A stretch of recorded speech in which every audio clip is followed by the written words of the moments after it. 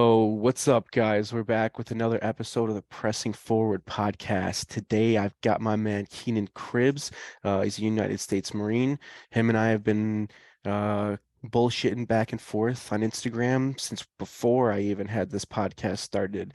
It's pretty cool, like I always say, it's awesome how Instagram is able to connect these guys, everybody to each other. So Keenan, how you doing, brother? It's great to have you on. Hey, I'm doing good. Thanks for having me. Yeah, it is wild how social media can really connect and actually do what it's meant to do, right? Definitely. If used for the right ways and you're not just I don't know. I mean, it is fun to troll people, don't get me wrong, to, make some goofy comments or like just see all the crazy memes that are out there, kind of seeing the decay and the collapse happening as we live.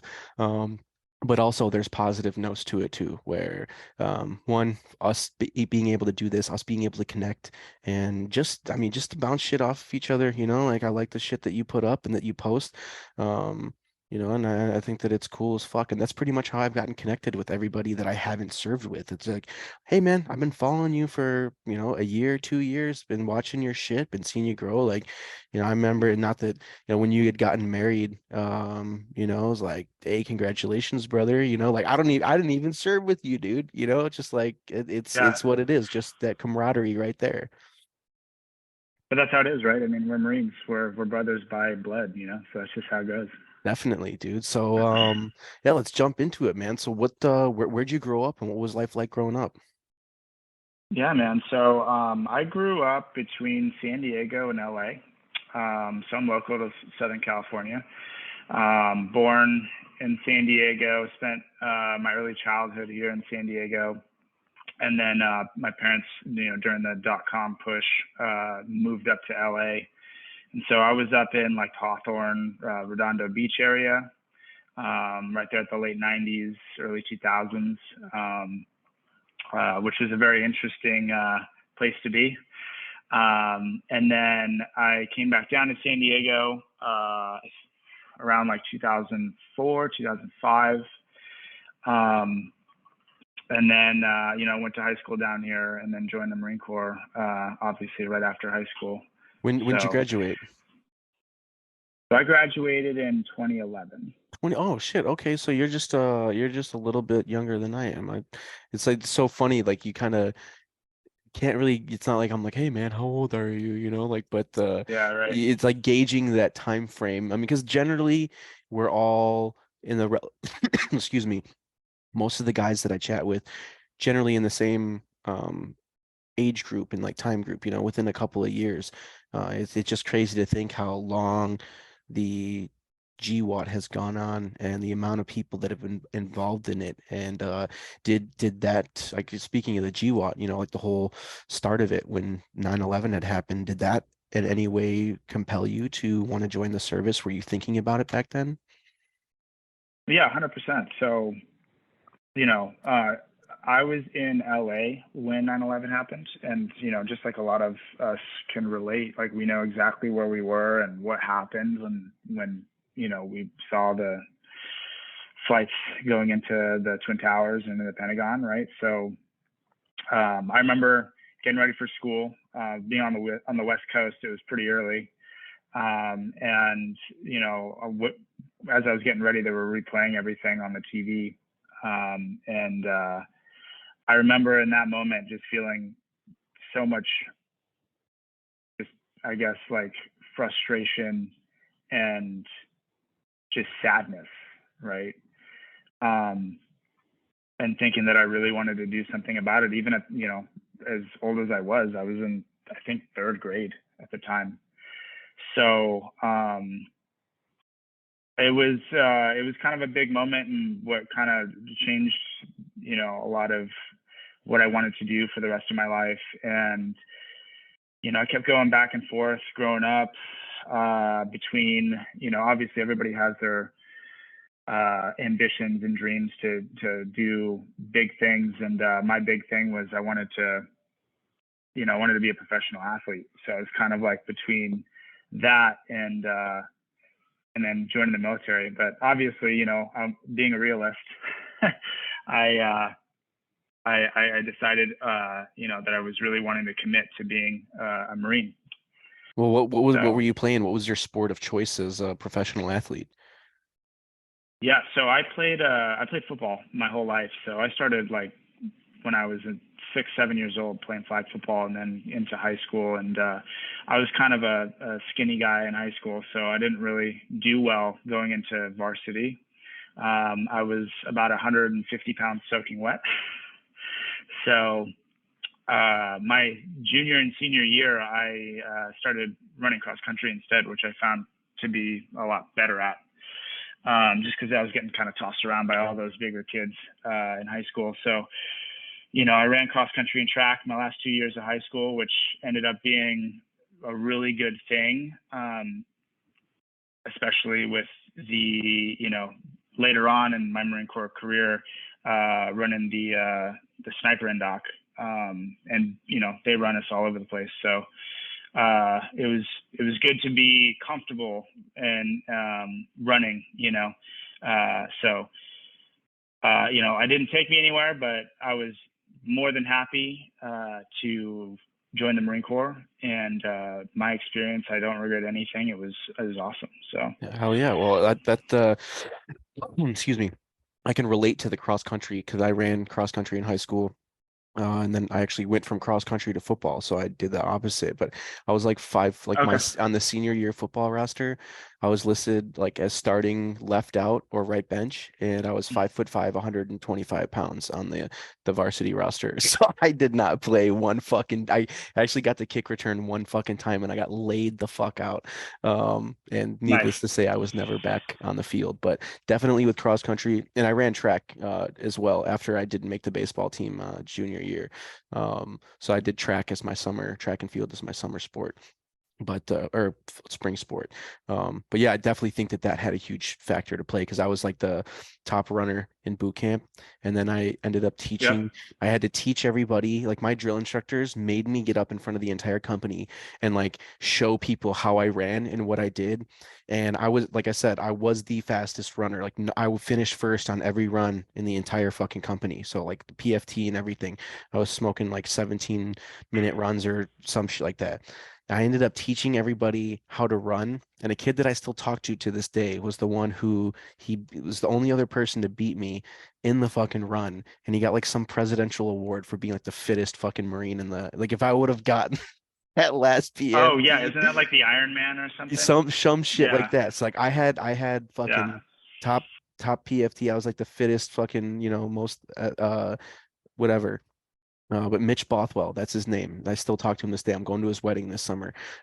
So funny. Oh, that's awesome. Yeah, he sends me sometimes. Yeah. He'll send me a screenshot of like the award hanging up in his office, and he's like, "Thanks, Mike Giuliano." 'Cause I thought it's just whatever. So 2011, you graduate high school. You decide to Yep. join. You had this mission to join the Marine Corps. Did you go to the Marine Corps right after you graduated? Yeah, so I couldn't fucking wait. I was talking to a recruiter my junior year. And I was like, yo, whatever I need to fucking do, get me into recruit training like right now. And it didn't matter how much I tried to sell myself. They were like, no, you gotta finish your, high school degree.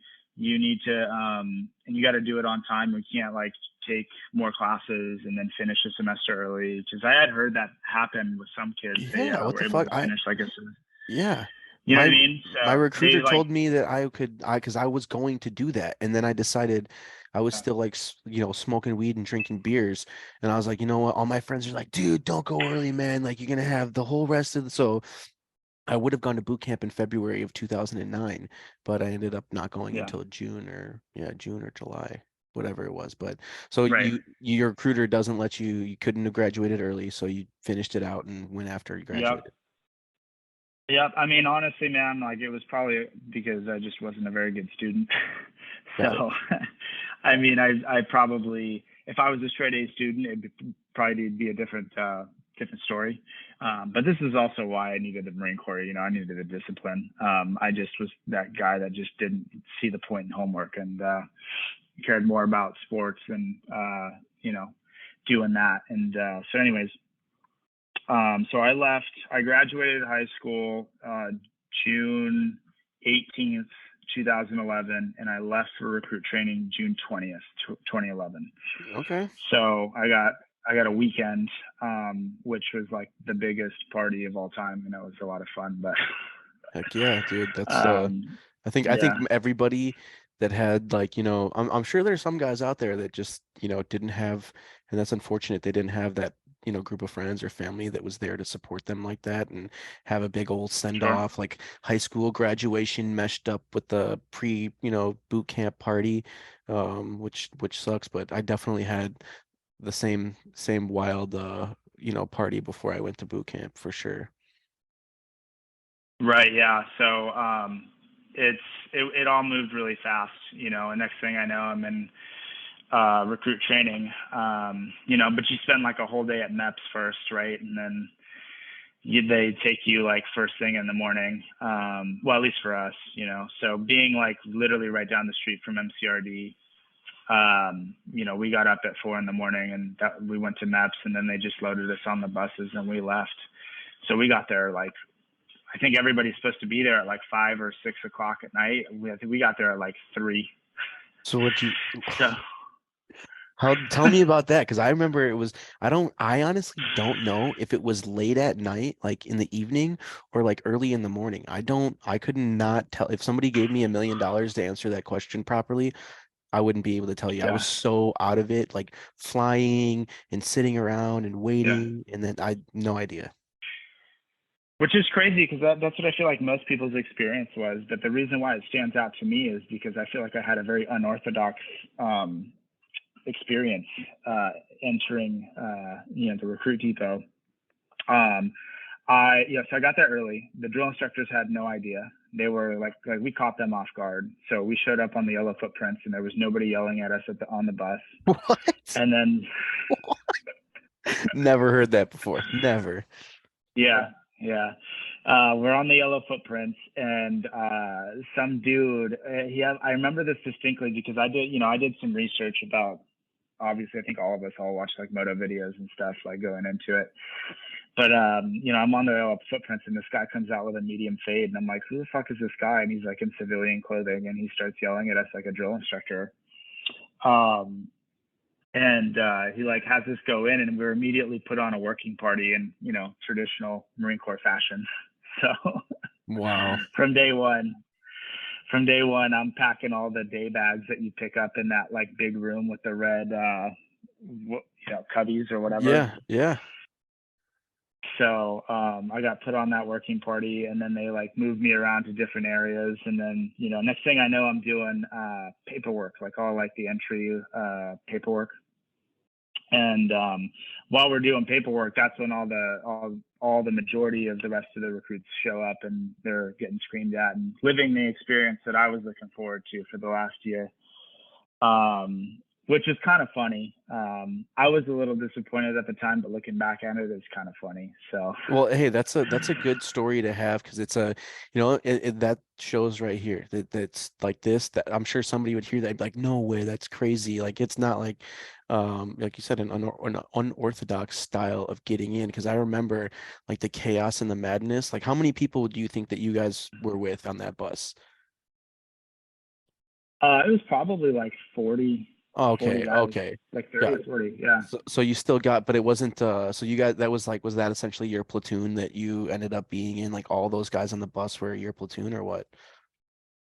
So that's what's weird is I don't know if this is how it went for you, but well, actually, I think it does go this way for everybody, right? You spend a week in receiving. Do you remember that? Yes, you're in like a completely different like squad bay, if you will, and the racks are lined up and you go Yeah. through doing I think you do all like your shots and like your paperwork and shit like that, and they kind of teach you like reveille and rack making and shit like that, you know? Yeah, like all the basic stuff. So when Black Friday hit, that you're good to go. Yep. Um, I remember. I don't remember like me. I feel like a lot of the guys from the working party, I don't remember. But they kind of put us through everything that everybody else was going through with the drill instructors after everybody was done. Right. So again, I didn't really get yelled at that much. But you know, I got my head shaved and all that good stuff, and then we were put in receiving. And you probably remember this, but that first night, like they don't let you do anything for like 24 hours, and you're awake the whole time, right? Dude, I remember it being 5 a.m. and I had to pee so fucking bad, and they just kept telling me, "Hey, wait, man, wait, because you're gonna have to do a drug test." Right?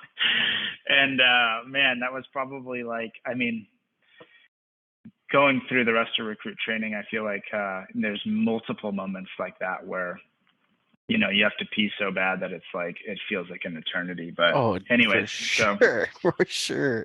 right, because they just Uh, have you chugging canteens here and there, right? So every night before you go to bed, um, every morning when you wake up, get online, chug a fucking canteen. Yeah. yep. So like I made it to receiving. The crazy part was is as soon as I made it to receiving, you know, before I go into this part, like I know that remember going through MEPS and where they were warning you, hey, don't fucking lie on your med waiver or your med uh, documents because we'll Yeah. find out or you'll get kicked out or whatever, And and there's like we'll those big pursue legal signs that are action. sitting there, like if you lie, you could be held responsible up to 10 years in prison Yes, or all that shit. yes, yes, 100%. And we all lied our asses off, right? So, no, I'm just kidding. Um, anyway, so dude, we had a guy like the first night in receiving have a fucking heart attack. And dude, I remember like I was like, wow, okay, this is fucking my Like introduction to the young Marine Corps. dude, like young. Yeah. He was like 18, 19, What the fuck? had a heart attack, was on the ground, like unresponsive. And I just remember thinking, wow, you know what? He shouldn't have lied about his heart problems. Oh, that's savage. I love it. That's fucking savage. Oh, dude. Did he die? Whoever Did that he is, fucking die? they didn't tell us, man. They just carted him Damn. off, and that was it. Wow. So if whoever's listening, if that was you, I apologize, but hopefully you can find humor in Yeah, that. yeah. So yeah, so that was like it was an interesting introduction. But making it through receiving, um, we, you know, like you said, we learned how to make our racks. We learned how to like basically live day in, day out in recruit training. And I found it really weird because coming from a cross country background, I was like, oh man, I'm so ready to like run. You know, we're going to be running a lot, but they were just like, they wouldn't let you run. They had made you fast walk everywhere. And I thought that was interesting. But you know, I was just ready to get it going, you know, and that delay kind of like was a mind fuck a Oh, little I'm bit. sure there's a fucking pre-planning that goes into like the shit that they do. So Sure. they like some guy thinks that I don't know. It's all for a purpose, you know. Like all the shit that they do to you at recruit training is definitely to break you down, get inside your fucking head, and Yeah. Isn't that crazy, man? Like they always said there's a method to the madness, and there really yeah. was.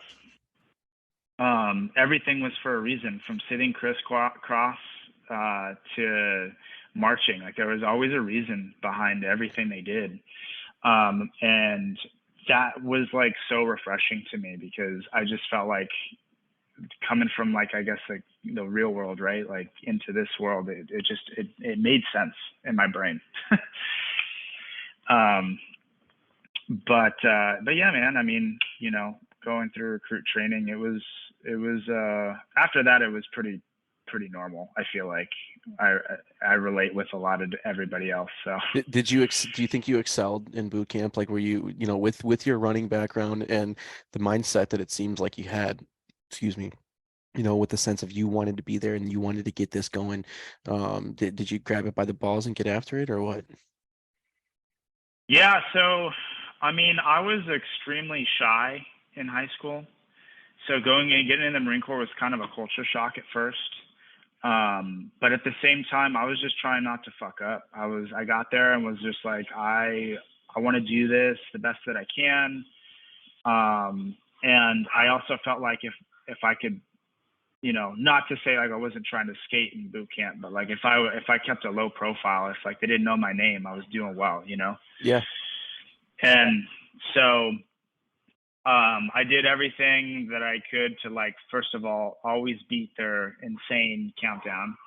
Um, and never be the last one done with anything, although that was inevitable, you know, as Yeah. much as everybody else can say.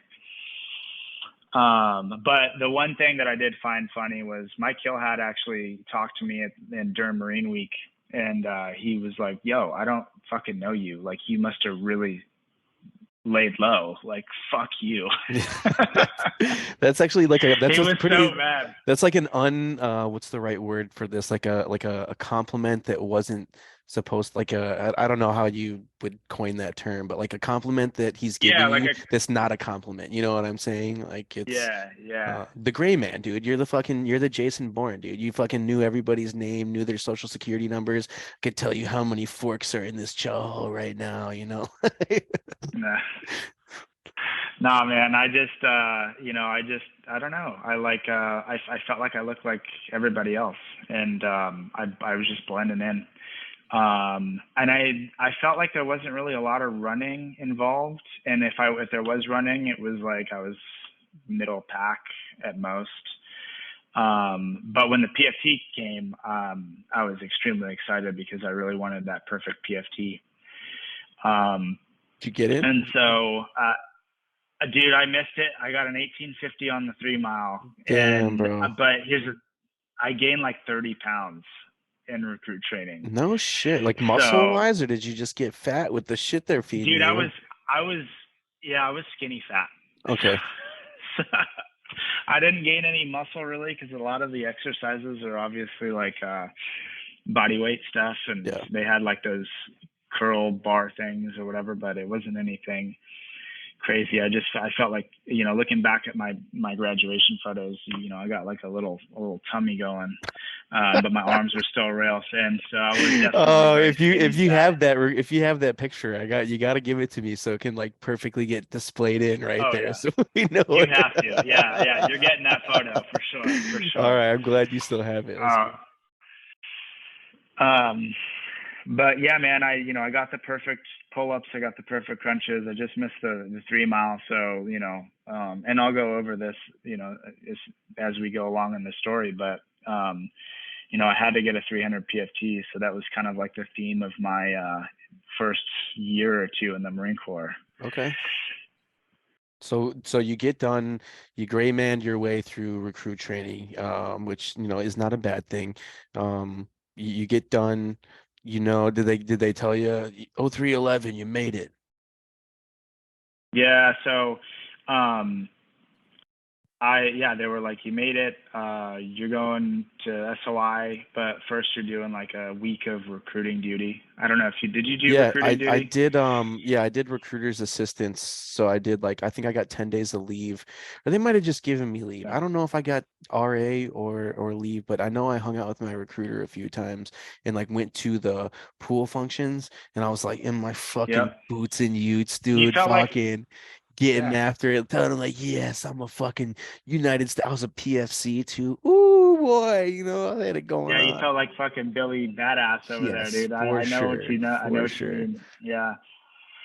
So yeah, man, I was like, so I think I had one referral, right? Because they give you a PFC if you're either like a squad leader or a guide, or if Right. you had two referrals. And I had one referral, and I was a squad leader for like a week, and then I got fired. Um, Happens but more often than not. yeah, I was a little butthurt, because when they first got into it, and I'll be done with boot camp after this little bit, but when they first get into it, they're looking for guys that did like ROTC stuff. That was what they asked, and I remember being like, well, that doesn't really prove like anything Right. besides the fact that you can drill. So I got, one of the squad leaders got fired halfway through, and I got hired, and then like out of nowhere, they just kind of hired somebody else and fired me. So I didn't know why, but that's how it goes. Um, but yeah, so recruiting assistance, yeah, that was awesome. Going to the high schools and being like the guy who literally just graduated high school and went through this huge transformation. and earning the title of the United States Marine was, dude, there's a lot of pride that comes with that. I'm sure that's how you Definitely, felt as dude. well. 100%. When you got those fucking Yeah. your boot blousings are like perfectly on that eyelid, that second eyelid down, your sleeves are fucking tight, and you're like you wear your cover like this, and you gotta like kind of tilt your head up to like see where you're going, Yeah, like, yeah, yeah. You got the yeah. two fingers, bro. Yes, Yeah. yes. That No, it's lasted all of like 3 seconds for me, man. I like it back here. yeah, that's well, I mean, being a fucking sniper, you got to be able to get in on that fucking, get in on the optic. You can't be Oh um yeah, we're all a bunch of cowboys too, right? yeah, That's how it yeah. goes. Um so yeah, you But get you get done with you do some RA, you have a good time on recruiter's assistance, and then you go to infantry training battalion. yeah, so infantry, dude, that was like probably one of, I think, the most intimidating moments for me in the Marine Corps. Because I felt like a lot of my drill instructors were not infantry guys, and I could tell that just during boot camp. And so I'm getting to SOI West, and I'm gonna be instructed by a bunch of warriors, dude, like the guys, all these Fallujah, Ramadi vets. Um, and so I remember like when they first like had us line up, this I'll never forget. He was Corporal Fowler then, but now Sergeant Fowler. He was a 3-1 guy, machine gunner. The dude reminded me every bit of Animal Mother from Full Oh Metal yeah. Jacket. Oh yeah. And so I just remember being like, holy shit, okay, this is fucking badass, right? And so, SOI starts, and this is when I was like, holy fuck, there's a lot of running here. There is a lot of running, and it's a lot of running with weight, and I just remember being like, this is different. I'm used to running, but with, full flak, and I'm sure, did you go through with an OTV and all that stuff too, right? Like When we were in ITB, dude, we still had interceptors. I'm like 99. Yeah, we still had yeah, interceptors in ITB. yeah. So So we had to that's exactly right. So like, yeah, the double fold, right? And um, I just remember throwing that fucker on with like a day pack and stuff, and they run you everywhere. yeah. And uh, it just was like, it was just different, right? You had to adjust and get used to it. But once you got used to it, it was okay. And then I think that going through, a couple of things that stood out to me was, one, obviously throwing hand grenades, because that was the coolest thing we had done at that time. I think everybody's And then, anticipating for that day when you go out and you do your little hike out to the fucking grenade range, and it's yeah, so, you think about it now, it was so not what I thought it was gonna be, dude. Thumb clip, twist, pull, yeah, pin, fucking death grip. You throw your frag, you get down, yeah, get that concussive explosion, and then you make your way up to the little fucking tower, and then you watch a frag yeah. grenade explode, and you're like, all right, Anticlimactic all to right, to a yeah, little bit. I thought the boom was a little bit not, it wasn't what I expected. definitely. But then watching it from the tower, it was like, oh, that's what it is. Okay, that's really not a big thing. So yeah, okay. So going through, and then you're doing your rifle, like your table 3 and 4, that whole week. And dude, okay, so going through table 3 and 4 was, I think, when we lost a lot of, like, we had a lot of the failure to adapt. Did you guys have those? You know, you know what, And dude? that's, I don't remember. Like that was another big blur, but we definitely had a kid that like knew he was like the first day we had done some hard shit. He just like raises his hand and he's like, "Oh, Sergeant, I smoked weed while I was on leave." And they were like, oh, what the dude, fuck? He's like, "Yeah, I was yeah, openly smoking weed while I was on leave." And we're like, okay, so a kid gets drug tested, pops, and then like, gets booted. It was like pretty stupid yeah, of him. But some people, they just don't, I don't think they really know what they're getting into. They like get like a Call of Duty mindset, like that they're just gonna be, I don't know, like maybe like here's a gun, they're gonna go to the range. Like there's none of this mm, in-depth hardcore shit, like, getting yelled at and getting your ass beat. Like, I don't know what the fuck they thought. yeah. So I remember, so it's funny you say Call of Duty mindset, because I remember, I don't remember if this was in recruit training or if this was at SOI, but I remember being in a restroom in a head and seeing that like there was a writing on the wall. I was like, this is not like Call of Duty. That's that's that's funny.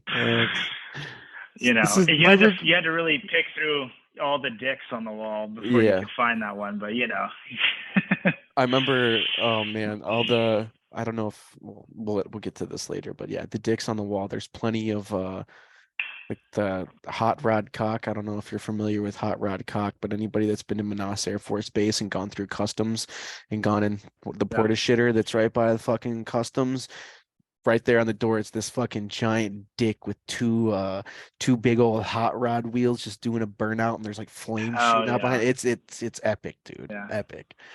yeah. Yeah, I think we can do a whole podcast on dick drawings, but Yes. we'll get back to Yeah. Yeah, it. sorry. Sorry. No, you're good, bro. Um, so so yeah, man. Getting through. Another big moment for me was at the split. So going through SOI at the split, you got to choose whether you wanted to be an 0311 or a weapons MOS. And again, man, I wanted what was tough, and I wanted something that felt right. And to me, what felt right was to be a machine gunner. Oh yeah. I thought that was like the coolest fucking job. So I they it was funny. So the guy that looked like Animal Mother, right, Corporal Fowler at the time, and you know later on Sergeant Fowler, he's like, who wants to be F-31, right? So he's like trying to recruit for the machine gun course, and so we all go, you know, whoever goes over there, and he's only going to pick a certain amount of people. And he distinctly said, like, I'm only going to pick motherfuckers that are going to be big rock eating fucking machine gunners. And at the time, I'm still pretty rail thin because, you know, we're running a lot and eating MREs and this, you know, whatever. And so I just remember standing there in formation with my chest poked out as far as I fucking could to try to make myself, yeah, Big barrel chested, skinny, fat dude. You're like, yeah, yeah. yeah, air laps to the max, right? Um, and yeah, he distinctly looked me in the face and was like, "Yeah, you don't look like you'll be that big, but I'll fucking take you anyway." Hell yeah.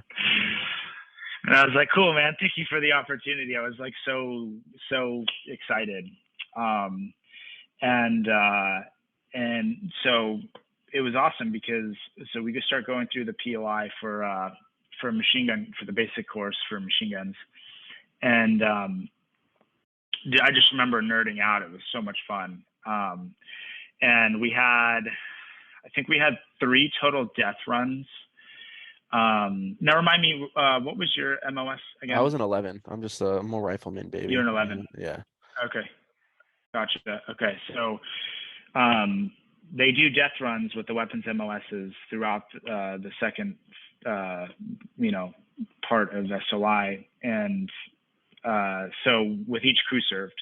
So we did the 240, the 50 cal, and the Mark. And so, the full weapon system, so tripod, a barrel, a bag, all that stuff. And so we did the first one. It was 240, and you know, dude, I can't remember the distance of it, but it was long enough, and it rained the whole time, so we're soaked to the bone, you know, with full kit, and I ended up really finding my stride with like weighted runs, which was awesome, and it ended up paying off later on, but I got to uh, you know, I got to the end of the run. I finished first, and I got a squad leader position. So again, back to squad leader. Try not to get fired this time. Hell yeah. And it was and I remember distinctly, man, SOI was probably the funniest fucking time I'd ever spent. It was like probably like it was like I felt like a bipolar schizophrenic, man. It was either like waves of depression or waves of just laughing my fucking ass off. And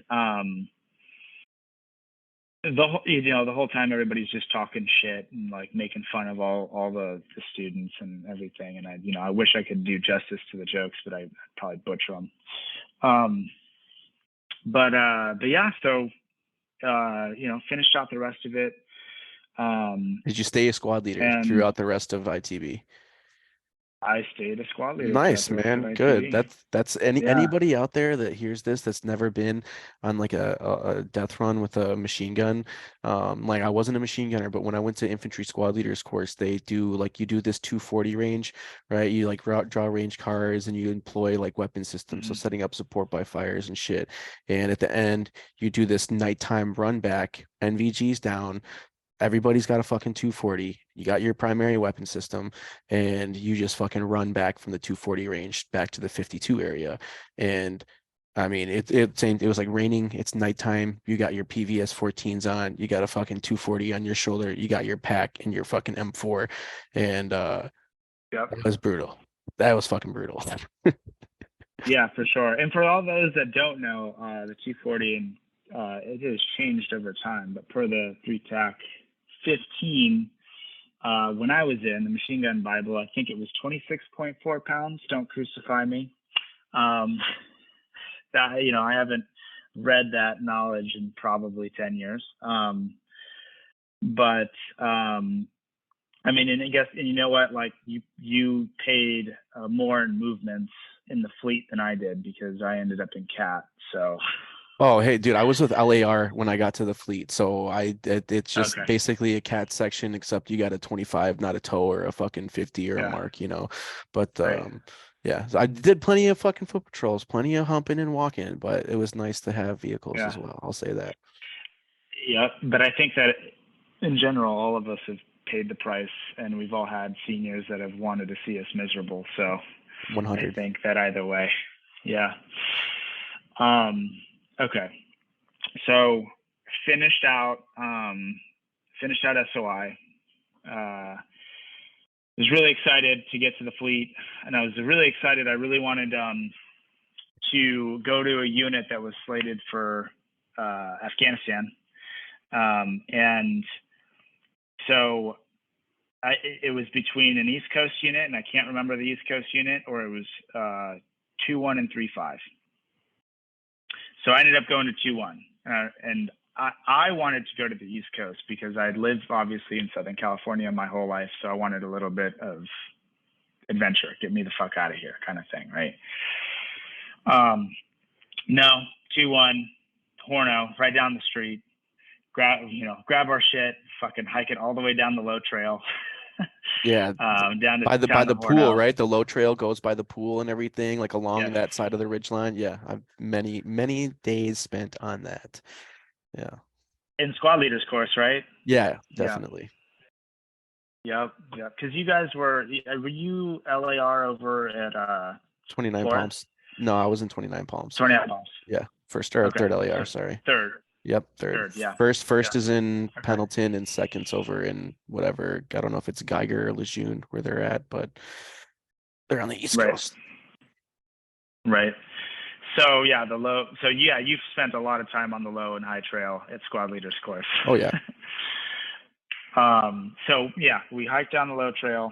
And so for those that don't know, the low trail from SOI to Horno, I think is somewhere along. It's like somewhere in between like 2 or 3 miles, which isn't like anything huge. But it kind of sucks because everybody else left on a bus, and Yeah, you're just dude, like, you're carrying all your fucking gear. You got like a sea bag that's like yeah. shittily packed. Did they let you change into camis or you and your like fucking alphas like marching down the low trail or something? No, so that was something that was nice is they let us change into camis. So I was like really excited about that. I was Nice. like, okay, thank God.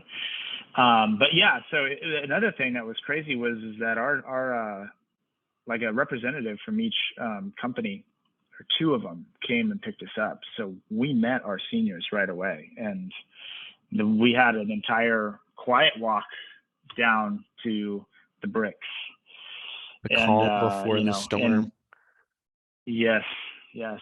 And I remember one kid was asking questions, and one of the senior Marines was like, shut the fuck up. You don't fucking speak unless you're spoken to, kind of thing. And that was like the vibe going down there. So I was like, all right, it's fucking on, right? Like you're like, all right, here we go.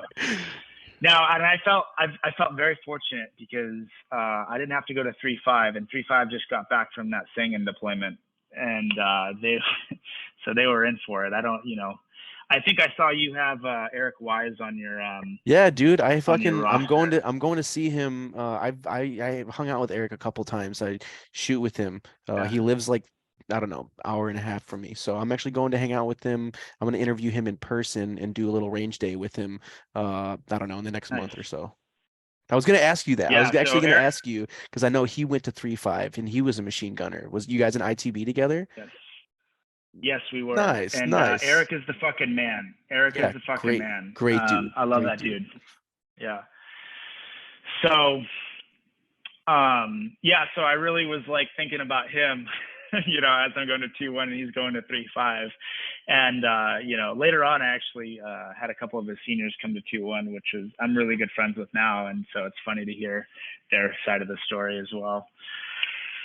Um, but yeah, we get to Horno, and they, in typical fleet welcoming fashion, first sergeant, company CO come out and welcome us, and then they let us out to our platoons, and that's when all the drinking and the field days all night start, right? Yep. And so we get set in our rooms, and I felt like it wasn't really anything crazy. It was just drunk senior lances, corporals, barracks guys screaming at us and making us do stupid shit, and cleaning the barracks all night. And then the next day we just kind of went to work. So I don't remember much from that night. It's probably a good thing. But did they allow you guys to participate in the drinking? Were you forced to drink beers as you guys did your shit? yes, Yep. we were forced to fucking chug beers, Yep. and yeah, it was like to see who could fucking vomit first, right? And, Yeah. That's kind of the similar. We got there, our unit had just gotten back from Iraq and um they were all first night in the fleet, pounding on the doors, getting guys out, and my roommates were like terrified. They like bust in, yep, "Oh, who wants to drink with us?" And I'm just like, "I do, Lance Corporal." And yeah, it was yeah, I, I whatever, forced drinking, running sugar cookie, getting locked in a wall locker, getting beat up, like yep. headbutts, and I go around the gauntlet and everybody gets their chance to like whoop my ass a little bit. But hey, that's the name of the game, dude. That's Part of that's being life, Marine. guys. Yeah. Yes, the name of the fucking game in the infantry is like they're gonna make you're gonna be smart or tough, and one or the other. Yeah. Um, so yeah, man. I mean, they had us fucking boxing each other in the barracks room. Like it was a whole thing. Like yeah. And I couldn't. I have no fucking hands. Like I know. So you were telling me earlier that you trained jujitsu, and Yeah. so I've been training jujitsu for about 5 years, and I feel pretty comfortable now Fuck. on the ground. Oh, so you got to be a But purple belt, yeah? Purple belt at this point? yep, yep. Nice. I'm a purple belt at this point. And but if I ever have to fucking box, like forget it, dude. I'm fucked.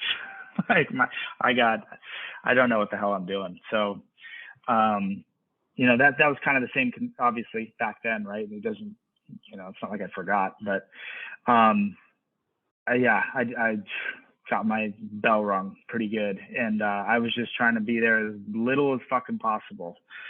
But yeah, man. I mean, I think that it's definitely good character building. I think that like everybody kind of needs that to humble them a little bit, right? Because you're never going to be the baddest dude anywhere. There's always going to be somebody better than you, and that's anywhere in life. And I feel like even now in the professional world, um, I'm going to throw a little brag out there, but right now I'm number 2 in the country in my company. But number 1 is my mentor. So There you go. it's kind of easy to it's kind of easy to come in number two, but there's always going to be someone better than you. And so I think it's really good to approach things with a humble mindset. And so getting your ass kicked as an 18-year-old is an extremely important lesson, in my opinion. Agree. So, but dude, I felt very fortunate with, being in a cat platoon. I had some really, really good NCOs that molded me as a young 18, 19-year-old Marine. A couple of them that I still keep in contact with and talk to and hang out with a lot, even to this day. So Yeah, that's it's crazy how the relationships built through that whole process of going through being a boot, getting your ass kicked, and these guys are like treating you like shit. I mean, again, there's a method to the madness, but some of that madness is a little, teeter-tottering the line of yeah, being, whether it's actually productive or not. There's always going to be those types of shenanigans, but that kind of experience, like you said, being able to mold the guys into, um, one being like having those leaders that play that role on you, or have that role that they play to put that mindset on you and shape you, because all that stuff up to this point, I mean, pretty much they tell you to forget that shit. Like you've got the basic building blocks, but now they're going to teach you your way.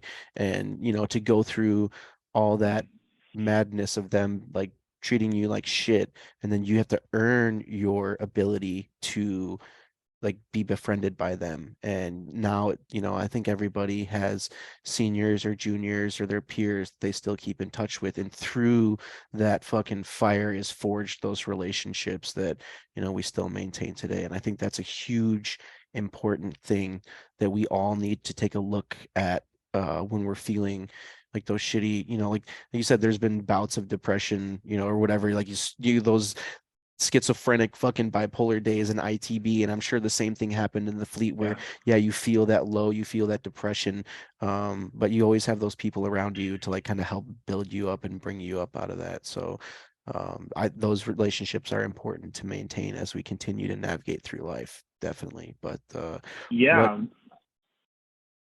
Go ahead, sorry. I was just gonna say, what, so you get to the cap platoon and you got these guys, that seem to instill like a pretty solid, training schedule mindset of, who you are molding you as a machine gunner and as a Marine.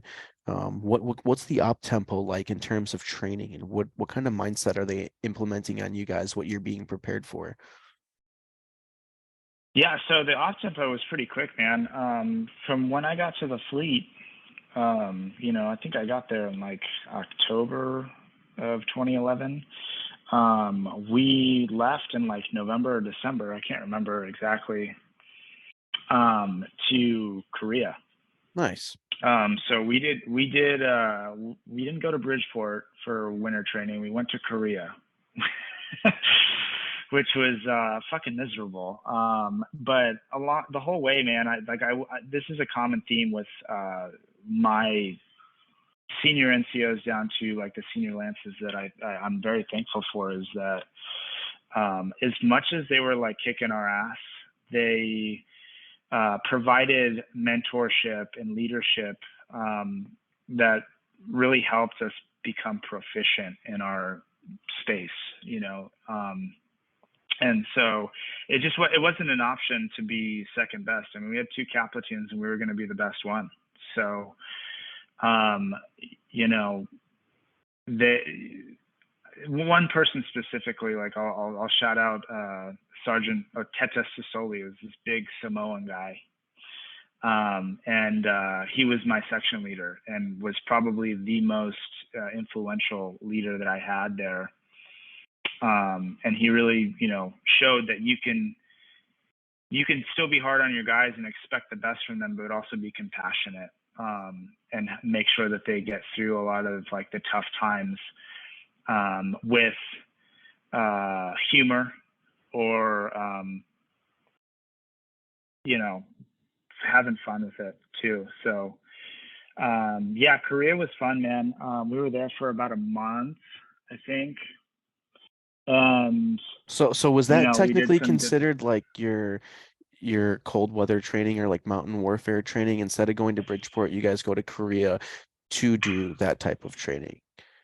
And on yes. top of that, you just got to the fucking fleet in October, and you're now a month later, you're like, oh, see you guys later. I'm going to another country, like I'm going to Korea. Yep. So we went. So that was considered our winter training because I remember distinctly. It was kind of like we were going back and forth doing Bridgeport to Korea, and like at that point in time, Korea was kind of like a. It wasn't like a normal thing. It was kind of like a privilege, right? And I think nowadays most people like it's kind of half and half. I think from Bridgeport and Korea, but we went to Korea. I think it's called Camp Rodriguez, which is like right there, like a hundred, like it's 100 or 60 miles away from the DMZ.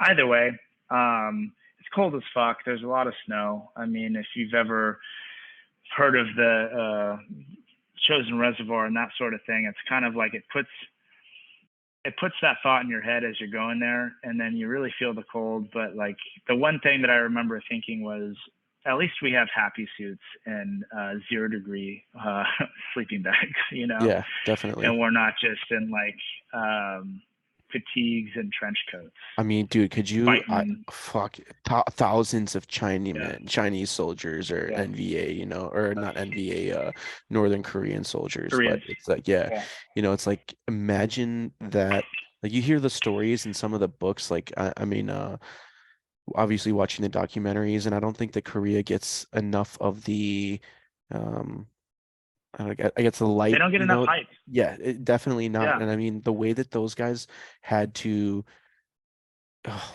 I don't know.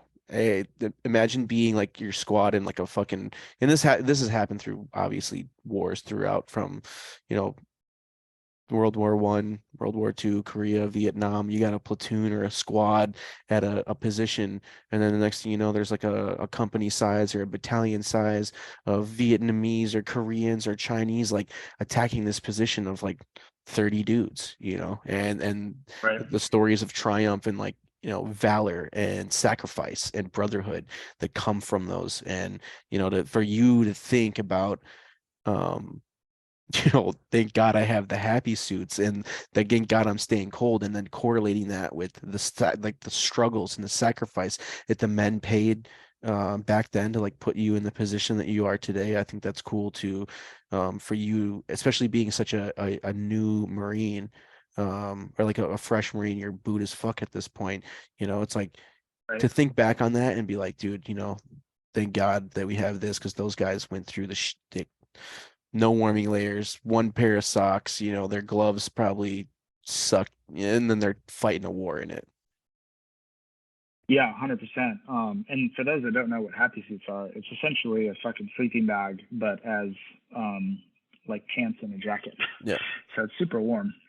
Um, but yeah, dude.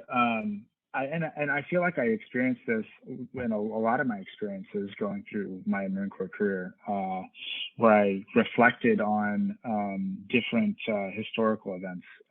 One specifically was patrolling through the jungles in Okinawa, dude. I don't know if you've ever done that, Yep. but it's super muddy and it's all rolling hills. And I'm like, I don't understand how people fought in this. Like, I can barely move. And on top of that, a lot of the paths that we walked through in the jungles of Okinawa had already kind of like been traversed. So it's like you're not with a machete chopping down brush Yeah. while there's like a Jap machine gun team 100 Right. meters away waiting to cut down your dudes. It's insane. Yeah. Yeah. So, yeah, it's like moments like that that really make you appreciate these veterans of Marine Corps past, you know. And dude, I can't tell you enough. Like I'm not a, I like to say I'm not afraid of a lot of things, but I will say that I'm fucking terrified of Korean and World War II vets that were in Guadalcanal and in Okinawa. It's like those guys are savages, Yes. and they're just over there. wearing their veterans hats and Yeah, getting they're their they're free they go to McDonald's at like 7 a.m. to I get mean, their like senior citizen yeah, coffee, or like the guy that it's a tale as old as time with, the passed down of tradition. And like when you go to the VA, and like I was there 2 weeks ago, I had to get a tooth pulled. So they're like, whatever, I gotta go back in to get the molding done for the fake tooth. And yeah, there's this guy getting escorted in, like, helped in the front door. And he's got this hat on, says World War II veteran, and you don't see a lot of those guys anymore. Obviously the right. Korea, there's Vietnam, Desert Storm, you've got your Mm. Iraq and Afghanistan, your GWAT guys, but I make sure that I always go out of my way to stop and thank somebody for their service, regardless of what they did. Like it doesn't Right. matter. You Though have to. yeah, you have to like for them to know, especially obviously World War II vets being as old as they are, but definitely when I see Vietnam veterans, I think about the way that they were received when they came home, and Yeah. that's despicable. And a lot of those guys they answered the call, they stepped up, and they did what they were asked to do and what they were told to do. And then they come home and they get spit on and shit thrown at them and treated like garbage, regardless of the political aspect of things. Like those guys didn't demand that they go to Vietnam. They signed up or were drafted to go. And, I for sure, hey, sir, thank you for your service and welcome home every single time. No matter what. Yes. Yes. 100%. Yeah, man. I sell to the VA, so I'm there like all the time. Um, and hey, for those that are listening, I don't sell opiates or anything bad. I'm not a part of big pharma, so don't hate me. Um, I sell a therapy for precancerous skin cells, and then I also have an oncolytic for what's called locally advanced basal cell carcinoma, which is a form of skin cancer. So I like to believe that I'm doing good in that sense. And if you spend enough time in the sandbox, man, you got skin damage. So it's it's that's how I feel like I'm giving back at this point. And it feels good, like especially because I feel like now popping up, and I'm sure you've seen the same thing, is there's a lot of different like weird cancers coming along with like exposure to burn pits and other different exposures that are unique to the U.S. veteran. Skin cancer, I feel like is one of those that is the most underdocumented and most Yeah, well, I like mean, think about it. You got one, a lot of the Air Force and Navy folks that were on either carriers or working with aircraft, the fuel that mm, goes into the helos and the jets, being in the burn pit, the type of shit that's burning off, whether you're inhaling it or getting it on you, the environment in yeah, Afghanistan or Iraq alone, just the fucking dirty yeah, shit that you're living in, not showering and stuff like that. All that stuff is definitely things and dude, even think about loading a magazine and getting the lead on your fingers. And then, when yes. when I'm in dude, I was eating shit, like loading magazines and like licking my fingers and eating MREs and Did you have shit. And like, CLP all over your hands and yeah, throwing oh, dips in and for all that? sure. Didn't matter. 100%. Yeah, 100%. And at yeah. the time, like those are things that you don't think about. And now, I mean, I've lost two guys that I served with directly to brain cancer out of nowhere, both of them young, both of them fathers. One was still in the Marine Corps.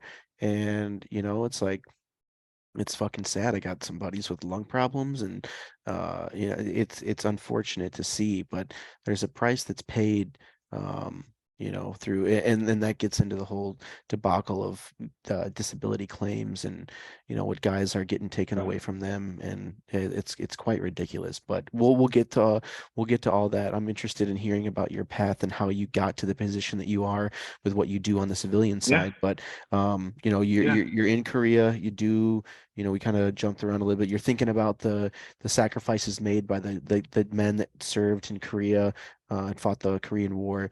What was Mm. that training like? Did you get some good training out of that cold weather stuff in Korea? Yeah, 100%, man. Yeah, and again, it's too easy to go on tangents. So we'll No, get yeah, back on but you track know here. what? But That's it's our prerogative. It's our MO, dude. We can do yeah, whatever the fuck we want. If somebody yeah, wants to listen to it, they can. If they don't, fuck them, you know? sure. Yeah, man. So, very critical piece of training, I think.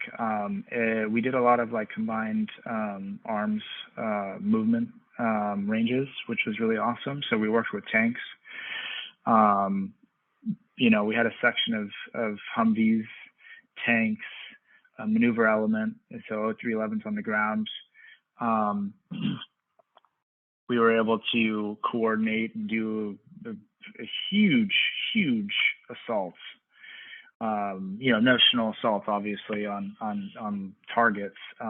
Light ammunition, though, which obviously can bring its own dangers, but like it really was like my first exposure to that sort of um, life. It's like you practice learning 5 paragraph orders and understanding how to execute your role, and understanding that like you may have to take over someone else's role depending on casualties or this or that or the other. Right. And um, it was an eye-opening experience, and I feel like I was so excited. I was so excited to experience that because even though I was freezing my balls off, um, it was awesome. It was the first time that like which we would later be doing in leadership courses at Case Springs, but Range 800. But this is my first experience of that, and it was pretty cool, man.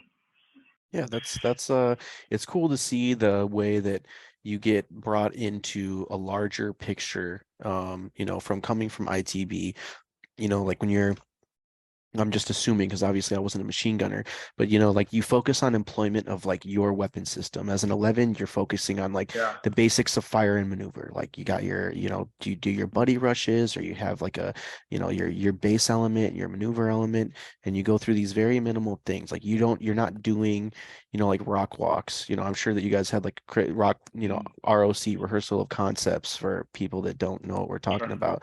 Um, but you go through and you're like using, stick figures and fucking this is vehicle one. It's like a smaller rock, and this is, you like got all this shit laid out on your geez, why can't I think of what you're saying? What do you call it that you set On your your terrain model. yeah, your terrain model. Fuck how, like Yeah. and you go through and you're like showing all these things and you're getting like what the fuck is a 5 paragraph order, like well that's what you're going to Mm, present to your marines, like your whether it's your squad or your platoon, and how you're establishing all these things. So you get a larger point that I'm getting to. I'm rambling, but point that I'm getting to is you get thrown into this larger picture of things and you're able to see it from like holy shit, like we've got all this coordination going on, and then there's like one dude like controlling all of it essentially, and like you got your cat section over here. You got your tanks firing over here. You got a maneuver element that's going to close with and destroy. And it's like, this is fucking badass, dude. This is what it's all about. Yeah. It's like all the pieces of the puzzle come together, and then on top of that, you got your FACs and your JTACs Yeah. calling in close air support, and dude, still probably the coolest fucking job, in my opinion. But uh, yeah, dude, it's like it's life altering. It's such a cool experience just to see all that come together because, like you said, when you're going through your walks, it's totally different. Like you understand the concept of what you're trying to do, but once it's actually live fire, you're like, okay, here we go. Yeah, it's crazy that you get a bunch of young men thrown together, and you're able to effectively pull that off. Obviously, what people think you get out there and you're just like, all right, we're gonna talk it up, boys. But they see the live fire videos that everybody posts on the internet, but they don't see the fucking 10 dry runs that go on before that, and it's but a jam or bang bang bang, and you guys are assaulting up, and it's a lot of practice and practice and preparation that go into, Mm-hmm. effectively being able to pull off a live fire maneuver like that with all the coordination that's going on. So it's I Yes, love that stuff, dude. I love it. for sure. Yeah, man. So Korea was really cool.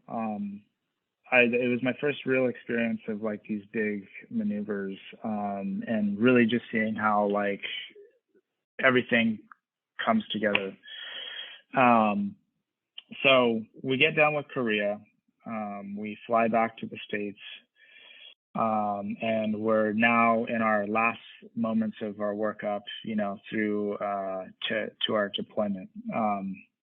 At this point, we found out that like we weren't going to Afghanistan, and they gave our Afghanistan deployment to 1-1. And no offense to 1-1, because I have some friends in 1-1 that I love very much, but that was very disheartening. So we get a deployment on the 31st MEU, and for those that know what the 31st is, it is exactly what it sounds like. Yeah. But so we go through our SOTG raid packages, and again, awesome. But I felt like half of the time I was confused, you know, being exposed to this. But luckily, I had good leadership that knew what the hell they were doing, and they helped me out. Well, You know, we certify. I was gonna say, Go ahead. what are the things that you're, kind of struggling with, or what's confusing, and how did they properly like relay that stuff to you? Yeah, man. So at this point, you know, we were the trap element, so tactical responsive air personnel. Yep. So we were practicing, you know, missions where we picked up down pilots and destroy any like sensitive information and that sort of thing. And so we're doing a lot of helo ops, and I just remember just asking so many questions. And I also remember my seniors just taking the time and answering those questions, and not judging, which was awesome. My vehicle commander specifically, Sergeant David Forrest, he was a really good vehicle commander and really smart guy. He helped me really like understand the concept and like the bigger picture. So that, because you know, one day, you know, we eventually have to be the ones that are in the VC seat and having to direct everything and having to understand every moving part. So it was good to have that resource going through this, you know, very confusing, different operations, if you will, than, you know, a huge maneuver type, combined arms type exercise that, you know, I experienced earlier. So they're able to effectively like explain to you like the basically what the general mission statement is, or like the overall picture to doing these trap style raids, right? Or like, I shouldn't say raids, but like Yeah. missions, right? So Yeah. recovering, sensitive information or a downed pilot, and you're like, well, what the fuck is going on, and why are we doing this? And I thought we were a cat section, and you guys are just on the back Yeah. of a 53 or an Osprey or something, like, coming in to, assault a, Yeah. position and recover, whatever. So It was crazy too, because yeah, it was 53s or 46s at the time, and it was right around the time that the CH-46 was being retired. So I hadn't been on an Osprey yet, but yeah, that's exactly right. Like it's just, it takes you completely out of what you were training for, and just learning a new skill. So it was good. But yeah, man, going into deployment. So for those that don't know, the 31st MEU is kind of an unorthodox deployment. You spend some time in Okinawa, and then you spend some time on board a ship. And so when we first got to Okinawa, it was a shit show, man. It was just like, okay, we work during the week, and then we get hammered in Kintown on the weekend, you know. yep. And again, like just to go with the theme of my Marine Corps experience, starting from recruit training, I felt like it was just kind of unorthodox to what I had expected. But we were still training a lot, and like I said, going out in the Okinawan jungle and stuff, and that was like an experience that I feel like was really, really cool and really interesting. Did you go to JWTC? Did not. No, Yeah, okay. so I have. I didn't either. My platoon went and they had sent me to corporal's course, which I was pretty fucking butthurt about. And my platoon got to go to Iwo Yeah. Jima as well. Also butt fucking hurt about that because I was at Yep. corporal's course. It was pretty upsetting. Uh-huh. But so you guys do your, you know, I guess you're acclimating yourselves to, like a different place, different space. You're in this different Hmm. training environment now. You guys are going running through the jungles. Like that Creedence Clearwater Revival band Oh, song. Run Fortunate through. Son. Yeah, Yeah. no, the Yeah. other the running through the jungle or run through the jungle song. I don't know. It's another one of those, Yeah. you could just put that to any Vietnam video and it'll fit perfectly fine. Yep. Um, and then you guys get sent to go on ship. So do you remember the name of the ship that you were on that you guys? Yep. I was on the recently burned down USS Bonhomme Richard. So it's kind of heartbreaking, dude. I'm not gonna lie. Like I read that on the news. Like it's down here in San Diego, and somebody lit the Bonhomme Richard on fire, and it burned to the ground, and it's no longer in Wait, service. I didn't even hear about this. Was this on purpose or Yeah. was it an accident? So he was. It's funny, man. It's controversial. So the guy that was accused of burning the ship down was found to have burned it down on accident. Um, Now, if you're asking my opinion, was it accidentally on purpose? Was it a Like, Marine or a sailor that did it? it was a sailor. Yeah, it was Yeah, a he was sailor. probably like, "Fuck, I'm sick of painting this fucking ship, dude. I'm so done with this. Yeah, Like, I'm lighting this exactly. thing on fire."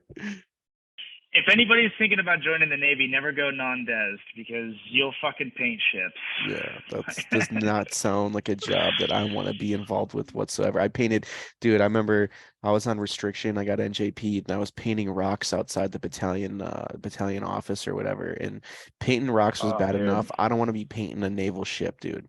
No, thank you. Right. And that's your job. That's not just punishment, you know. Yes, yes, yes. Um, but yeah, so you get on So the anyways, ship, yeah, and the yep. what's it called again? USS Bonhomme Richard, so made famous on a little movie called Act of Valor. I don't know if you've seen that movie. Oh, yeah, of It's course I where the have. actual Navy SEALs play themselves. But yeah, they spent some time on the USS Bonhomme Richard, which that movie came out while we were on the Bonhomme Richard, which is pretty fucking Yeah, moto. that's pretty cool, dude. Especially seeing like when they get to that point where they do that raid in you guys could have been at that. Maybe you could have gotten tasked to like go support a SEAL element and like Yep. set up a support by fire because they are like, oh, the Marines are Yeah. in position, and those dudes just start lacing people with the 240. You're like, all right, all right. Yep. 100%, man. And we did actually have on that deployment, we had two separate like real world conflicts that happened. The first was while we were on ship. If you remember September 11th, 2012, Yep. Benghazi. So we were in the AO, and I remember them telling us that like, hey, we're getting ready just in case. And obviously, as history tells, the just in case never happened. Very frustrating, very very frustrating. And then the other one was we had a section of 81s go to, I think it was Thailand. I might be wrong, but I think it was Thailand. And they were there as like PSD for President Barack Obama.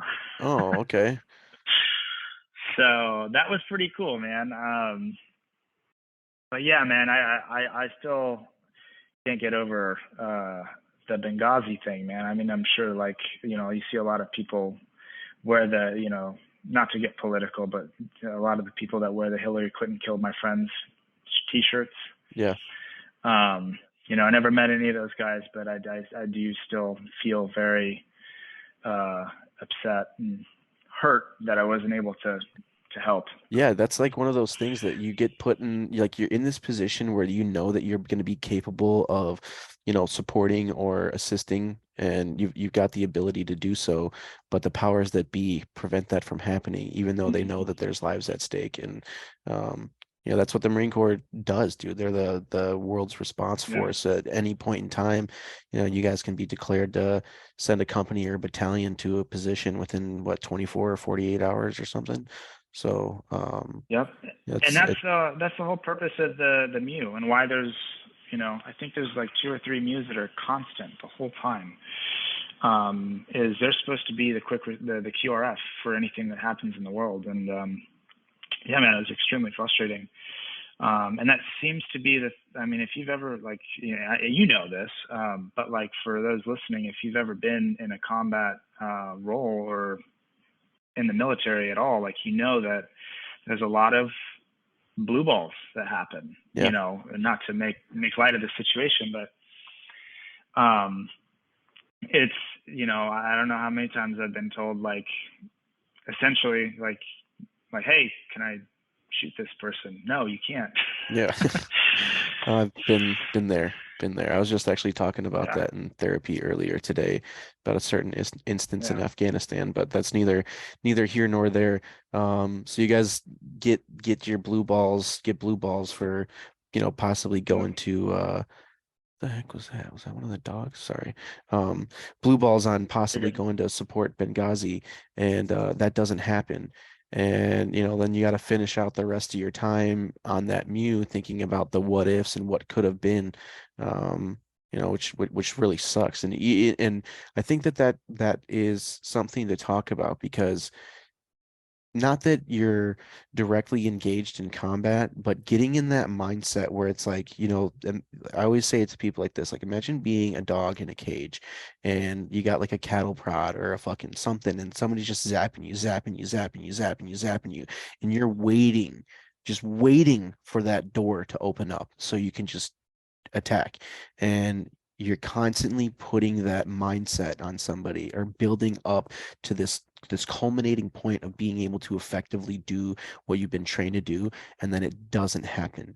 And how many Marines that I know, how many soldiers that I know that have either been in position to be able to do something, or they're told that they're going to go do something, or we're slated to be here and do this, and that doesn't happen. Mm-hmm. And not that it's like, oh, it's going to give you like, oh, I don't want to, it's going to give you post-traumatic stress because of all but it shows in a way that it fucks with your head. It really does. And to be able to come down off that thought and then know that you could have been in a position to do something or be a part of something and you're unable to, like, that really messes with a lot of guys and gals.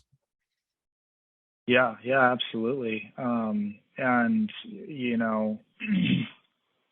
it is tough. And I know that a lot of people definitely have had it worse than I have. But I do think, and I like to use the expression of, imagine being drafted to the NFL. You train your whole life to play football professionally. You get there and you spend your entire career on the bench. Like, Yeah.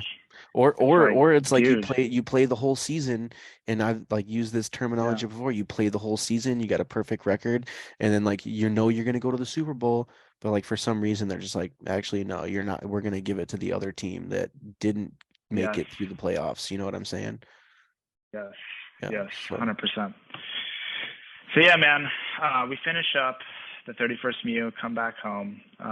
It was awesome coming back home. But we all go on our post deployment leave, and then we come back, and it's now going back to work. And what's next? And so before I had left on that deployment, one of my senior Marines who was injured. He actually got flipped on an MRAP, and he was in the gun. And he had a really bad TBI. But so he didn't go. He didn't deploy with us. But our plan was to run the indoc for sniper platoon whenever I got back. And so by the time I got back, he was gone. He was over in 7th Marines, over I think 3-7. So he's off doing better things, doing bigger, better things. But yeah, so I'm trying to prep because this is what I wanted to do. I wanted to run the selection for state platoon. But before I do that, I get sent to machine gun leaders. So, Nice. uh, yeah. So I saw it as like even better training. I was like, great, awesome. We're gonna go do machine gun leaders. I'm gonna learn more about employment of machine guns. I'm gonna get my ass kicked. It's gonna be great. Um, and so go through machine gun leaders. Man, that course and just like squad leaders course, I imagine it's fucking kicking the balls, Oh man. yeah. It's Slay fest. Absolute slay fest. absolute slay fest. But I had a really, really good experience with Agreed. that course. And the instructor cadre were awesome. Um, and I couldn't have asked for a better class. And anyways, it was a great experience. But um, Did you like it just put what me. was something about going was it AMGC's Advanced Machine Gunners course, right? Yeah, yeah, that's or whatever it Yeah, is. Um, yeah, but what was something that while you were there that like because obviously this is a school that's designed to put you into a leadership role, being like a a gun leader or like a section leader, or a fucking gun, whatever terminology you want to use. sure. Do you what was it that you saw in yourself there, or like an event that it all started to click, or you're like, I got this shit down, like the knowledge, like everything that encompasses in being like a small unit machine gun leader. Dude, you know where it really clicked was I got taught how to properly write 5 paragraph orders. Yep.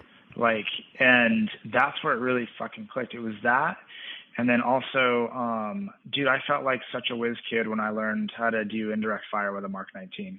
Like that was like, it was like, okay, cool. Now I can do mortars. Like, put me in the FTC. Like, I'll be fine, you know? Yeah. So I felt like, dude, it was crazy. It was that. And then they did a lot of call for fire. And it was just basically like, the, I mean, and you guys kind of go into like more of the small unit leader stuff, like more in depth. We try to focus more on like the machine gun employment, but I felt like I had like a solid grasp on being a squad leader, and that was really, really like it was a proud moment for me. Nice. That's it's those like I can honestly say that the most I mean I've done some pretty cool shit in my time in the Marine Corps. And what throughout everything that I experienced in training, like the feeling once I knew that I was like gonna graduate infantry squad leaders course that night that I mean, the night that we were doing like the Warriors night or whatever, I got an award for squad instructor choice. And I remember the first thing I did, I went outside and I called my mom and I told her how fucking ecstatic I was and like how proud of myself I was because I was like, this is a whole new level of understanding and Yeah. like being I was a Lance Corporal too. So I went as a Lance Corporal and like the ability for I don't it was the best feeling that I had coming out of a school, like most knowledge, the most experience, the instructors, like everything you're Yeah. saying, coming out of that school, I felt on top of the world. Yeah, 100%. And that's really what it does is it gives you this new level of confidence to be that leader that like your Marines deserve, right? Um, and yeah, and the coolest thing was too was like this was a course. This is the first experience that I had that we had, right, where you had seen your seniors possibly fail, and have to do it again. And being able to pass that course is such a big accomplishment, Fuck yeah. and your unit takes a lot of pride in you, and they're happy for you, and it's just another, you know, almost PME complete, right? Because we have to do corpus Oh score. God, that was I was like under the impression that I was PME complete as like, at least I like everyone's like, oh Yeah. dude, why I was so upset having to go to corporal's course after I was like, Well, that's how it used to be. yeah. That's how it used to be. It used to just be because it used to be all in one, and I think that's why they changed it from leaders course to advanced course.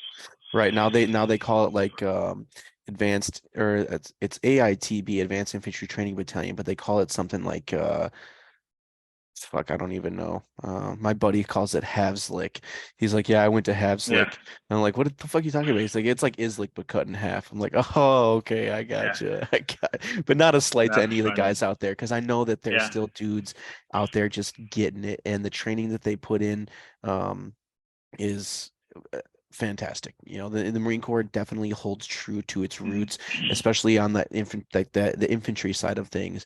Um, to put Marines through schools like that still Yeah, uphold the values and like the traditions of the infantry mindset, especially with their small unit leaders. yeah, 100%, man. But I kind of did my unit dirty coming back to 2-1 and only spending like another couple months before I ran the indoc. So Yeah, let's get it because that's another thing too because being with LAR we did not have a stay platoon. Like I went to 7th Marine Special Purpose Rifle Course, so I was like a designated marksman.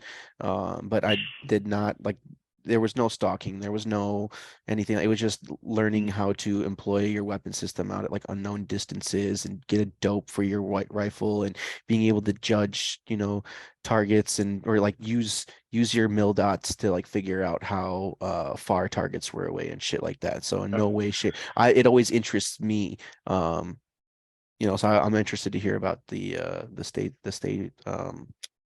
in doc. yeah, man. So I mean, with LAR too, you guys typically have an M107 in the LAV, right?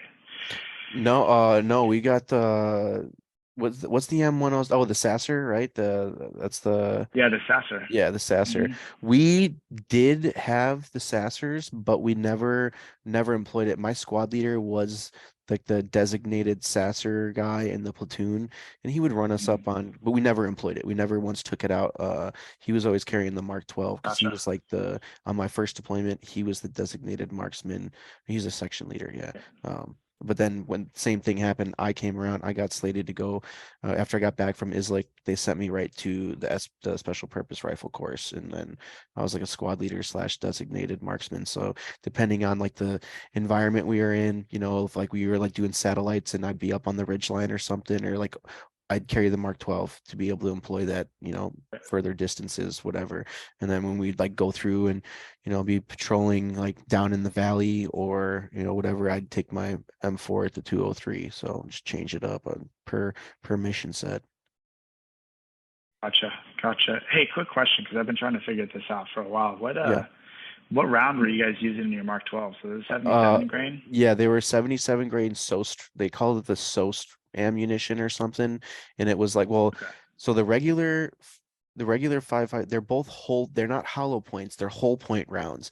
I think that the ones that we were using in the M4, the guys had the M4s, they were just regular 55 grain. I don't, they're maybe 62 or something like that. But for sure, we in the Mark 12 had 77 grain. It was like a I forget what they called the round, but it was like Okay. I forget what it stands for the acronym, but it's like SOST. Um, but it's designed instead of like your full metal jacket, your green point with the Hmm. tungsten penetrator, because like this is designed on impact.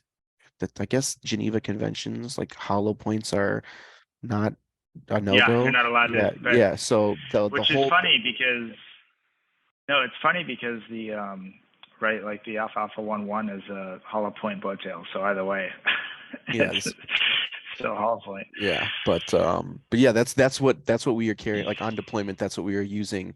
And I think even when I went through the course, we had yeah like match grade ammunition like 77 grain that we were using because I mean I was pushing 5.56 at whatever those rounds were. I mean we were pushing 700 800 meters with a 5.56, but then again you got a fucking 20-inch barrel, a stable platform that you're shooting off of. Hmm. I mean the wind isn't that bad from where the range that we were at out in 29 Palms. It Hmm. wasn't the rifle range. Have you ever been to 29 Palms rifle range? It's fucking horrendous. um Yeah, I bet. I've never been, but yeah. So I was always curious, and I asked another buddy of mine who was a DM, and he didn't remember. So because I just built a variant essentially. Like I have it's an 18-inch proof research barrel on like an arrow upper lower. with JP internals, and I'm trying to push that sucker out to like 1,000 yards. Yeah. I mean it Um, can happen. I mean if you got the yeah. bliss like the data and you can set I mean you being a fucking sniper, I'm sure you got it. What kind are you gonna go like the clone boy route and get like a loophole down there? No? Mm, no, I have a Vortex 1 to 10 by 24, and it works great. Honestly, like so the funny thing is with what I've learned in the Marine Corps, I've basically with my own, now that I have this job that can pay for my expensive hobbies, Yeah. I I'm able to put together things that I think would be better than what we have. I mean, maybe not as durable, right? Because I think a lot of like why we have certain weapon systems is durability. But it's for precision.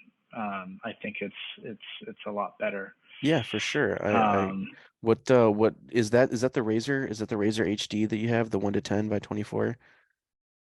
yep. It's the new Yeah. Gen 3. So Yeah. I like the 1 to 10. A lot of LPVOs are typically 1 to 6 or 1 to 8, but I like having that extra 10 power. Yeah, well, and it's good for observation as well. I mean, part of being in the stapleton surveillance and target acquisition, you're not always dropping rounds. So, like that surveillance key, like if you have an optic that's able to be able or to push out further, and then you're like not worrying about carrying like a set of binos or something, you kind of alleviate the amount of gear that you might be carrying on you. So it's I know I've got a two 1 to 8s on my 16-inch. I have a 1 to 8, and on I have a little like 14 and a half that I have a 1 to 8 on as well. So I like the LPVOs. Nice, man. Yeah. Yeah, they're good. They're good. I mean, they're becoming really popular now. I think we're kind of ahead of the curve, right? Yeah. Well, I mean, I still, well, we'll get we'll get into talking shop and optics and rifles and shit, but I want to hear this stay journey. Yeah, sorry, man. Again, No, it's good, tangents, dude. but it's Hey, too it's easy. all good. Yeah. I could sit here and do this for hours, bro. All right. So, okay, so for just kind of an overview of what a stay in dock looks like. So it's typically anywhere between like 3 to 7 days. Mine, I think, was like 4 days. And you start off, you wake up, you get down to the grinder at like 3 or 4 in the morning. And they, with all the gear that they told you to pack on the gear list, and they do a gear inspection. Obviously it's just they're just trying to see that if you can follow like the simplest orders. So you lay out all your gear, they do a gear inspection, and then they give you like a minute and a half to load it back in your ruck and get going. And I distinctly remember, man, like I couldn't fit all my shit back in my ruck on like fast enough. So like I was like carrying things and running and like had like my bag like half open and shit. Cause like I wear a fucking size 13, and they had us like pack like an extra pair of boots in there, and so like it had to be packed specifically or it wasn't gonna fit. Yeah. Um, and not to make an excuse, by the way, but obviously like made it to the next station. So we started off running around. You do one or two PFTs back to back. I forget. I think in my case it was only one. So we ran a PFT, and then they run you from the PFT trail in Horno down to the pool, which is like probably about a mile and a half after you're done doing your PFT. And you have to get a first class PFT, obviously. And then they start what's called the SSPAT, which is the Scout Sniper Physical Assessment Test. So what that is basically you do a 500-meter swim in camis, and you get out and you do max push-ups, max pull-ups, max crunches in 2 minutes for each. Then you do a mile and a half in boots and utes.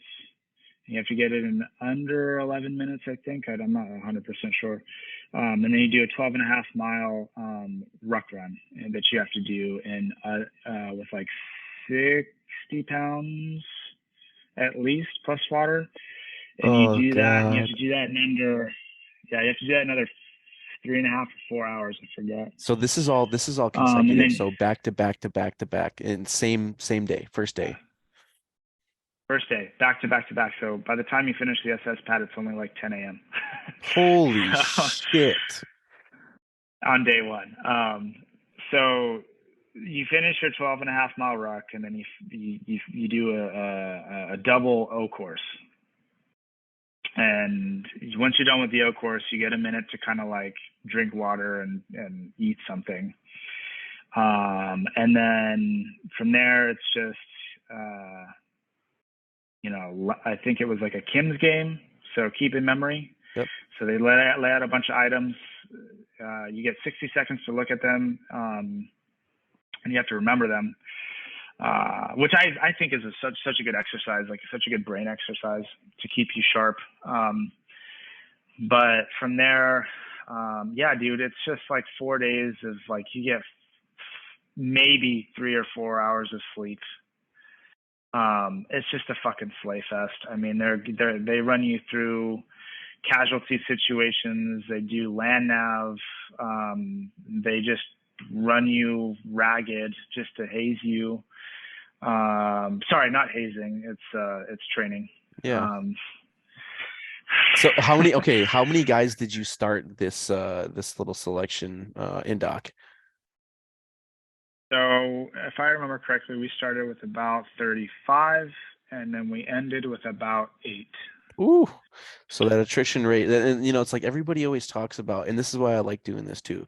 And this is no knock. I say this, no knock on the SF dudes, and SEALs and GBs and all those Delta dudes and team guys and MRB dudes, and they have their selection process that they go through, but a lot of people forget that there's these little courses and little classes and little, things that you do in there to like you're setting yourself out amongst your like above your peers. You're going and doing these things and being able to stick it out with an environment like that, and it's may just be a couple of days, but that's only just the beginning.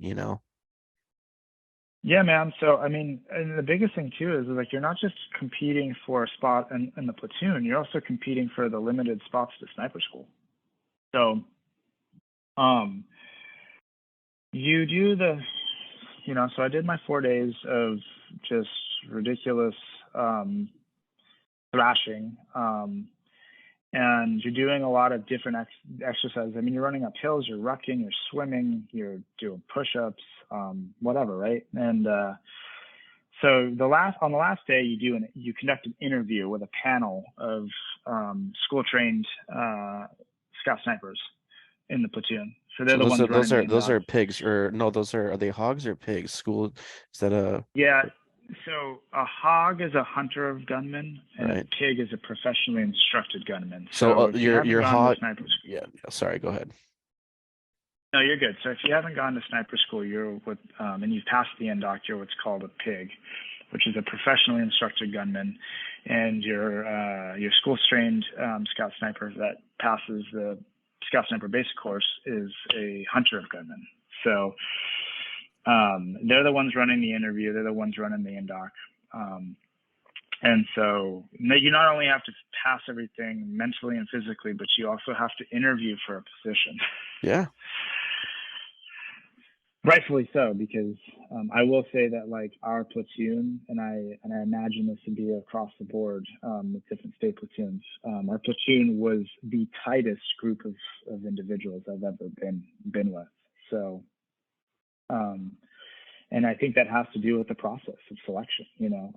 Not to knock any other way. Like I think just in general, the Marine Corps has a lot of camaraderie, but. And that could just be why I felt so close. But I also think that the just looking for a specific individual with the same mindset it's crucial. So you get interviewed, and then they let you know if you made it or not. And then they give you kind of like, it typically ends on like midday. So then you get the rest of the day off to recover because you're pretty beat up. And then now you're a part of the platoon. So now your job is to compete amongst your peers to get a sniper school spot. So at this point, we're pretty deep into our workup for the next deployment. And so they decided they were going to pick 2 people for sniper school.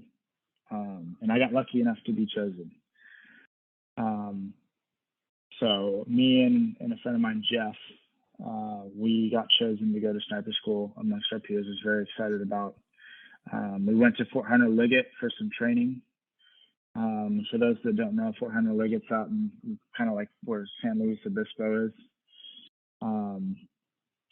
And we did a lot of stalking, a lot of shooting, a lot of good training. It was the first, well, I got really close to being a heat casualty on one of the stocks. Got an IV, it was fine. But I've only gone down one time, and that one time I'll talk about later at the end of our workup. But yeah, so we come back from Fort Hunter Liggett, and our sniper school date comes up. We show up to check in to the schoolhouse, and we have our orders in hand. And in typical Marine Corps fashion, the schoolhouse doesn't have our names on the list. So a couple of the instructors were arguing for us to let us into the school.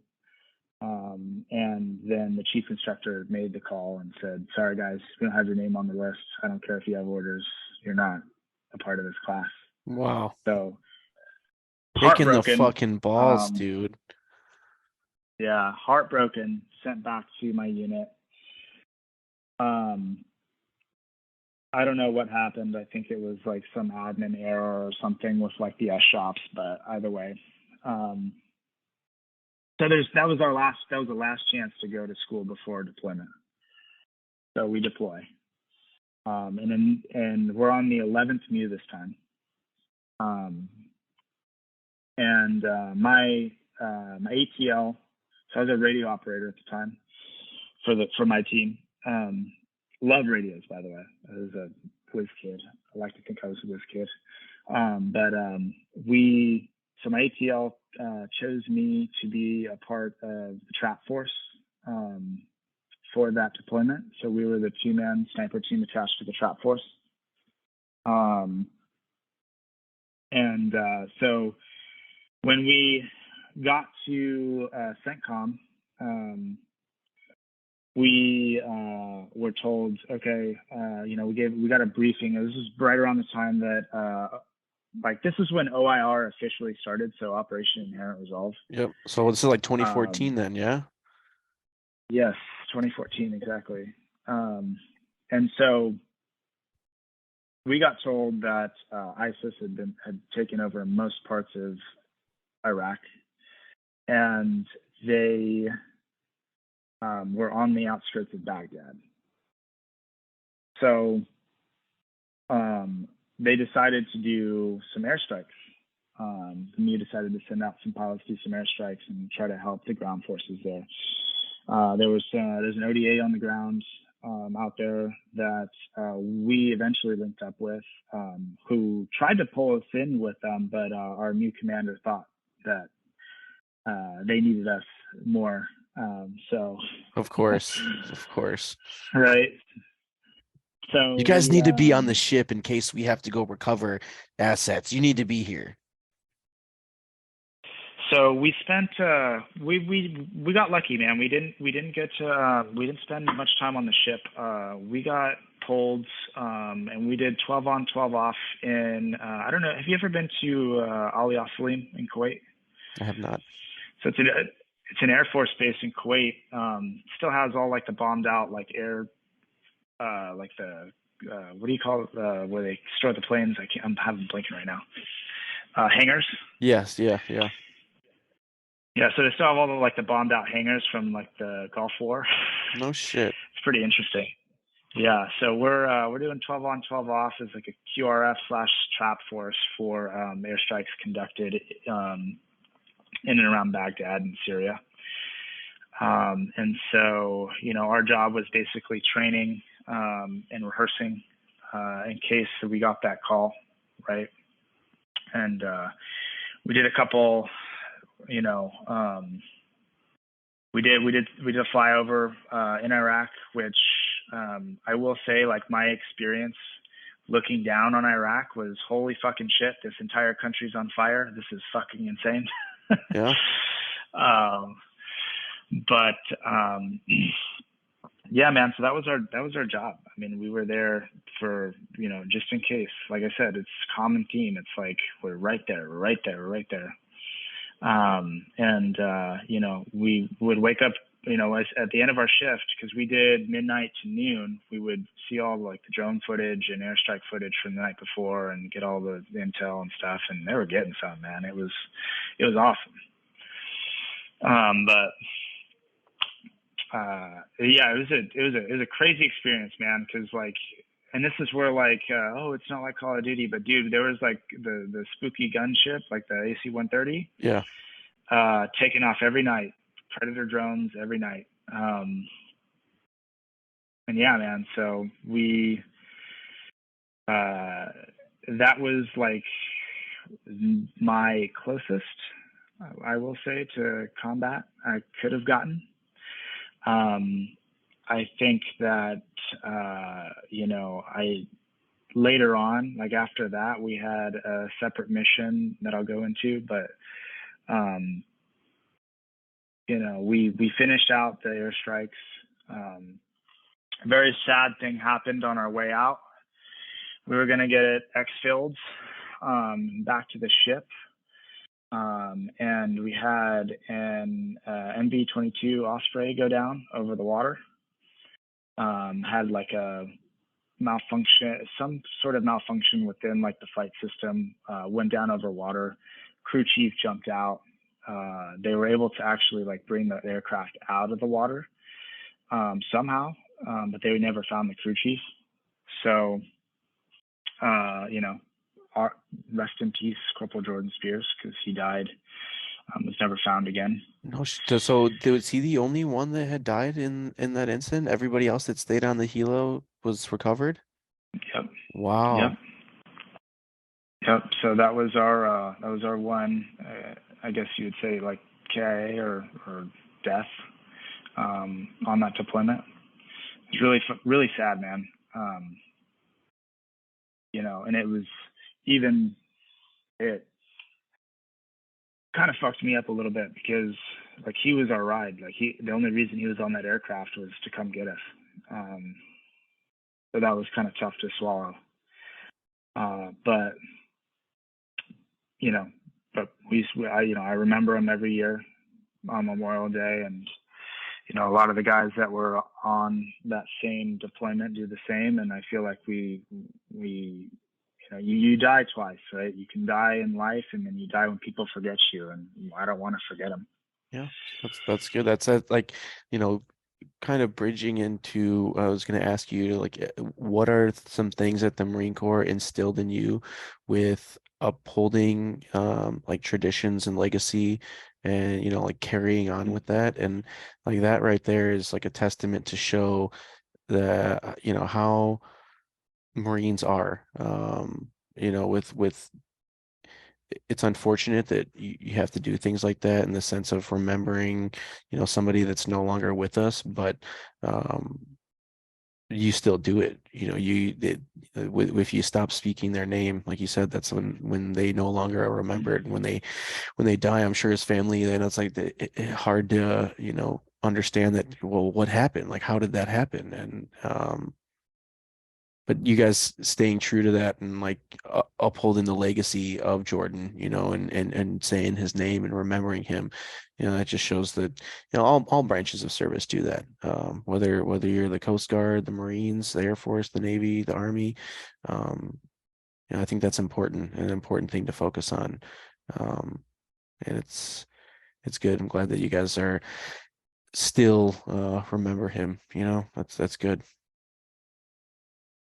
Yeah, man. And I didn't know him personally, but I do try to pay respects, especially because he, just like anybody, you don't have to be in the infantry. You don't have to be, on the ground. You have a role in this fight, and his role, was to essentially, protect us in exfil.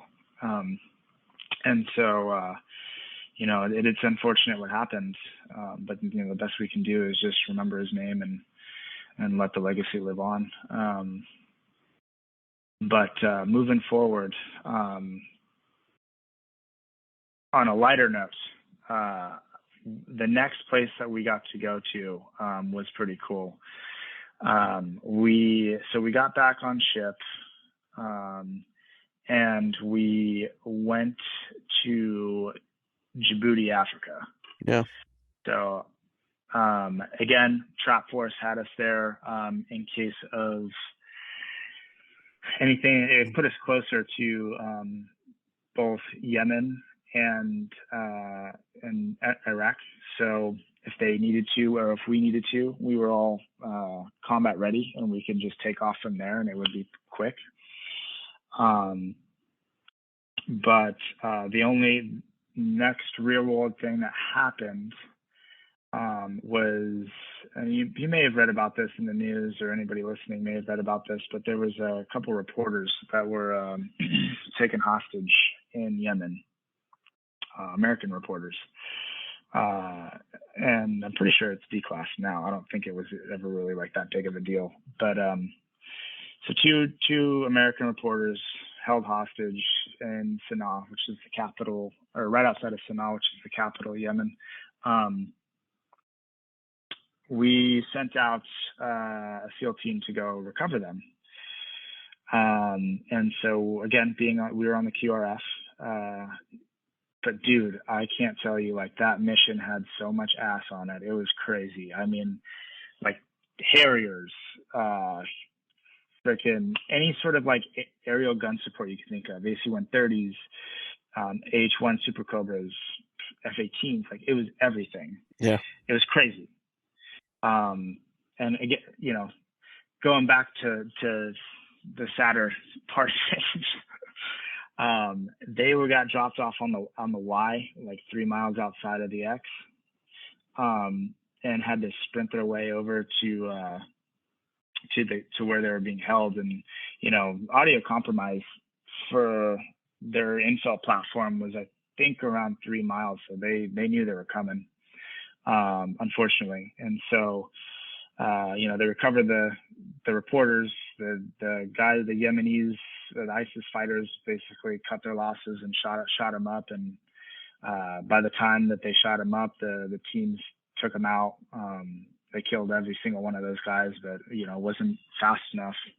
So those two reporters didn't make it back. One died en route to the ship, and the other one died on the operating table. Yes. So, yeah, man, it just seemed like it just seemed like that everything was kind of not going our way, Yeah. But yeah, man. So finished out, our time in Africa, came back on the ship, and then we headed home, hit a couple Liberty ports, had some fun, burnt it out. But that was it, man. That was my last deployment. So here we are. Yeah. So you get back from that deployment. Did you think about re-enlisting at all, or was that just like out of the question for you? Dude, so that was very heavily on my mind, especially on that deployment, because it was kind of coming up. I had a 5-year contract, so I had a little bit of time. Yeah, I did as well. To think about it. Yeah. So, there's a couple options, man. Like, I think, a couple of us put in A&S packages. I was wanting to get another shot at sniper school. So, I was putting in for that. And then, I ended up not doing it, man. I ended up not re-enlisting. So I just kind of spent the rest of my time and then just helped train new guys in the platoon. Did whatever I could, best I could until the last day. Shit. So that last day comes up and you got that golden ticket, the good old DD 214.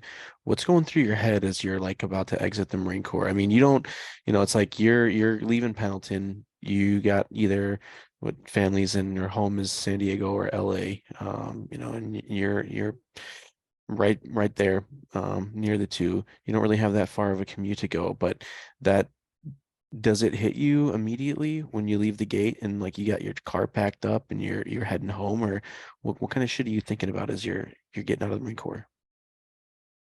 Kind of wild, man. Like I think that when you leave the Marine Corps, like you get your DD-14, it feels like it doesn't feel real. And I got my DD-214, got my truck, went back to Horno, met up with the guys on. They're running a stock lane.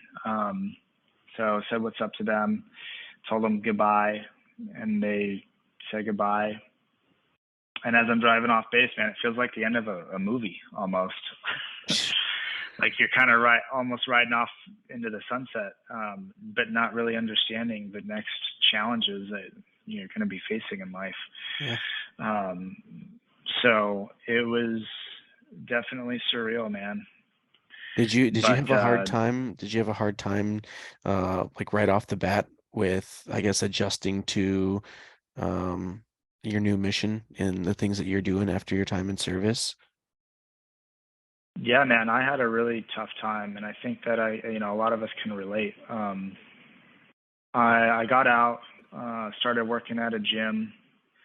I just did what I thought would be the smartest thing, and work at a gym, get a free membership, so I didn't have to pay for the gym, and then go to school. And a couple of my friends were, firefighters because they had gotten out before me, and they said, hey man, it's like just like the Marine Corps. It's just not as Marine Corps-ish.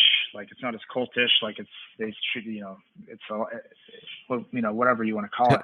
I don't know if that And you so I, you being a 31 and then trying to go for being a scout sniper, that's about as cult as you can be within the cult, like being a fucking machine yes, gunner. yes, That's so you're like, oh, I don't know if firefighter is gonna hold up to that, man. I don't know. yeah, man. Well, that's what it is. It's like just like Brad Pitt says in that movie. What's that movie called? It was the best fucking job I ever had. Like it really is. Oh, Um, the fucking Fury, the tank movie. yeah, Fury. Yeah. Yes, yes. Best fucking job I ever had, man. And it's like hands down. And so, dude, it's a huge culture shock, man. And TRX and TAPS can help you write a resume or whatever, but like it's not gonna really give you all the tools you need. It's kind of Yes. something you need to learn on your own. Um, and so, you know, dude, I was like, okay, well, I'm gonna try to be, firefighter because that's what I think. My friends, they know what they're doing and they're happy, so then I'll probably be happy too. So I went after it. I didn't realize how competitive it is out here in San Diego, so it was going to take a while before I could actually get a job. You have to go to like all the schools and be overly qualified. But I started off. I got my EMT. Was working as an EMT on an ambulance, and got to. I didn't do fire academy, but I got to paramedic school. I did my paramedic prep course. So at this point, I'm like 3 years out of the Marine Corps. And then I got a call from a friend that asked me if I was interested in a position as a sales rep with a medical device company. And I'd always been super interested in this. Like I'd heard about it like briefly through like passing with other people, and it just sounded so interesting. And so I was like, yeah. So I did some research, realized that the potential of medical device sales is ridiculous, pay wise, Yeah, I would right? say It's just big seemed a bucks, lot dude. more. Big bucks. Yeah. So I was like, this is an opportunity I couldn't pass up. So, I left paramedic, or I finished out my paramedic prep course and was enrolled in paramedic course, and then didn't go because I interviewed and got this position. Um, Mind you, like going up to this point, man, I was broke college kid. Like it's tough. I mean, you can't really do much. I mean, I blew through my savings that I had like spent the whole Marine Corps saving up like in the first year. I got to did this interview. It was an entry level position, like 50,000, no, 45,000 a year in San Diego, California, where the median rent was like Yeah, you're fucking paying like, 17, 1800 yeah, dollars yeah. for a one bed for a studio, like ridiculous. So, so I gutted it out my first year with this company. When I'm telling you I was broke, I was so broke that like the last day or two of the pay period, I could not feed myself. Like it was that bad. Um, but the hard work and persistence paid off, man, because, I got recruited a year after being with this company by another company who was paying me like a legitimate salary. And so it was like a huge sigh of relief. And then it's just like everything else, man. Like as soon as I got that sigh of relief, COVID hit, Oh yeah. and so I went into COVID and hoping that I wasn't going to get laid off. Well, I got furloughed first, and I got laid off, and that was a huge demoralizing thing. It hurt, man. It really hurt, All right, well let's especially pause after let's working that pause there hard. for a second because I want to like you're talking about these like struggles that you hit or these road bumps that you're hitting along the way. Like from your time, in service, you get out and you're kind of unsure of what you want to do. You take this route of fire, attempting to be a firefighter. You're going through school, kind of living paycheck to paycheck, stuck in San Diego. Like, I'm sure through that point in time, there was some um I don't know, thought of like, am I doing the right thing here? Obviously, some stressors and some experiences that you've had during your time in service, couple with that and the everyday life that's going on. You go through grinding it out, sometimes not able to feed yourself. You get to this point now where you think you're going good. Throughout that process and then leading up to COVID and getting laid off, like how are you dealing with these stressors? Like is there a coping mechanism you have, whether it be like drinking or fucking food or women or like what's your vice? Yeah, man. So early on, drinking was definitely the vice, um, and it was like a very unhealthy vice.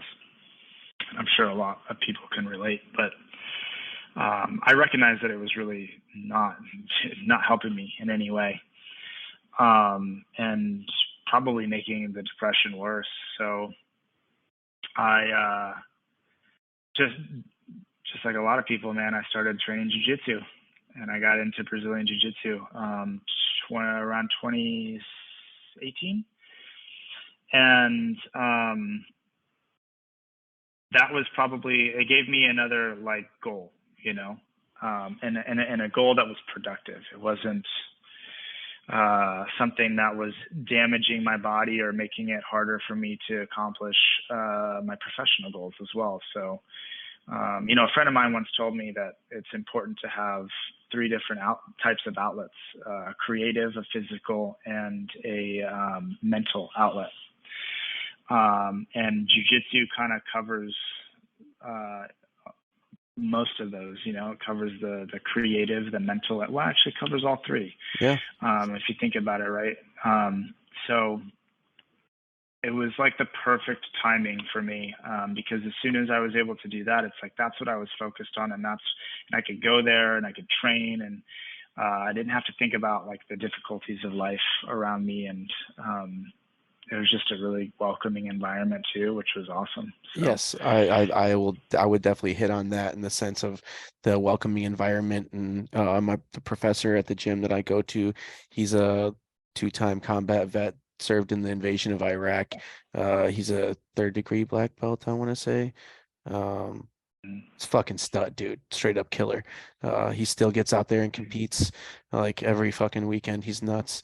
But Yeah. him bringing me in, and like kind of telling like it definitely gave me like a sense of like a tribe. There's a couple other veterans at the gym, and it's just cool to see that like these are all like, purple belts or blue belts and shit, and I'm coming in as a white belt and I don't know shit, and being able to immerse yourself in that environment, and they just take you under their wing, and now I fancy myself to be pretty decent on the mats. I've only been doing it for like 6 months, but I go 3 or 4 times a week, dude. I'm fucking getting it. I love it. So it's Yeah, definitely dude, that's awesome. definitely beneficial. I think that anybody out there that's kind of looking for that, like, I don't want to go to the gym. I'm not trying to lift. I don't want to run. I mean, jujitsu is a great outlet. Any type of fucking um discipline oriented sport with like um techniques, and utilizing that mental side of things and creative side of things to figure out positions to get yourself in, or where you're going to square up, or how you're going to shoot your shot and shit. So glad that you found some relief in an outlet with jujitsu, because I definitely did. And I think any other guy out there that's like you or I, or girl, there's plenty of women that do it as well. And it's cool to see that it Mhm. it it really does change people's lives. Yeah, man, I think it's really important too to always like try new things and start over. It gives you a different perspective on a lot of different things in life. And as you know, man, like you start off as a white belt and you just kind of like are just confused why you're getting your ass kicked all the time. Yep. Dude, I remember like my first time, dude, I went against this like 130-pound black belt, and I'm like weighing 210 at this time. And I'm like, okay, he's a black belt, but I can probably hold my own. No, dude, this guy like moved me like I had no control of my own body. Like it's ridiculous. Yeah. It's humbling, and it gives you it's cool, man, because it gives you everything like you really need. And I do it for mostly because of the mental aspect of it. It takes away all my aggression. It takes away any frustration I had during the day, or at any point. And it helps me like really utilize my critical thinking skills on a different level. Yeah, I agree. That's a good way to put it, your critical thinking skills, and like not putting yourself in a position where you're going to get choked the fuck out, or somebody snap your Yes. arm. Um, so you had jujitsu as this outlet, but then COVID happens. I'm sure that kind of fucked up going to the gym, as well as Mhm. your employment. So now you're kind of in this spot again where you're like, what the fuck, man? Yeah, man. So luckily, okay, so I in San Diego, it's a huge Brazilian population out here. So a lot of the guys, like a lot of the gyms out here, are guys that like all grew up training Brazilian jiu-jitsu in Brazil and competed. And so a lot of the guys they have mats and stuff at their house, which was cool because they were just kind of like, hey man, we're gonna do this at the house and come on over. That's awesome. That's awesome. So luckily for me that the training didn't stop. But getting through COVID, my job in COVID after being laid off was to look for another job. And I must have done probably anywhere between 50 to 100 interviews, Jeez. um, from July to the end of September when I got hired with the company I'm with now. So, dude, I mean, I wish that I like had like I wasn't worried about my job or getting another job during COVID because I feel like that would have been a lot more fun. Yeah. but but man, the sense of accomplishment of getting hired during like the highest rates of unemployment in the history of our country was unreal. Well, Um, and it shows and too that like you kept at it, like you could have been like, fuck it, I guess I'll just like take unemployment or like I don't know if take ride out disability and see if that holds me over for X amount of time. Because there's plenty of people that when confronted with a situation like that are willing to just sit back and mm, say, fuck it, like I'll ride it out until it happens. But you're proactive about getting out there, looking for a new job. And it seems like to where you're at now, I mean, this was what, 3 years ago, 2.5 yeah, years ago. And with that perseverance of going to get put yourself in a position to get a new job, seems like that paid off for you. yeah, man, it really did, and I can really attest that to a lot of the leadership skills and a lot of like the core values I got from the Marine Corps. Um, it's perseverance. It's just like fucking job has to get done, bro. Like there's just no option. Like you just gotta put in the work. That's it. There's no shortcuts. And so like I can't thank the Marine Corps enough for that. Like I wouldn't be here. I wouldn't be in my position right now. I wouldn't have the drive that I have. I wouldn't have that sense of like failure is not an option that I have without experiencing those difficulties and being in those low points during my time in the Marine Corps. You know. Yeah, and I think that that can show the testament of resilience with, um, not just Marines, but with a lot of other veterans. That there's shitbags in Mhm. every branch. There's shitbags in every branch, but Sure. for the most part, there's plenty of people out there that have that. I'm not going to give up, and I'm not like I've failed before. I've fallen, I've failed, um, and you get back up and you keep pressing forward, making shit happen, and it seems like through that, I mean, we've obviously already hit on that, but through that perseverance, through, putting yourself back on your feet, advocating for yourself, putting yourself out there with all these interviews, not giving up when the first 50 didn't fucking come through, and you're going through that second round of 50 interviews or whatever, however many you end up doing. And it puts you in a position where it seems like you've gotten, a taste of success in the sense of you can go out and build yourself a Mark 12 and have a fucking vortex optic that I'm sure anybody that knows how much a Yeah. fucking Razer Gen 3 costs, they're like, all right, for sure. um but that's awesome. Yeah. Are there any things that you've done outside of, like, I don't know, do you work with the VA, or in conjunction with the Mhm. VA selling, the devices and the products that you guys have? Do you yourself, do you get help, your primary care, and you do any stuff with the VA? Yeah, so I mean, I use the VA for my healthcare right now.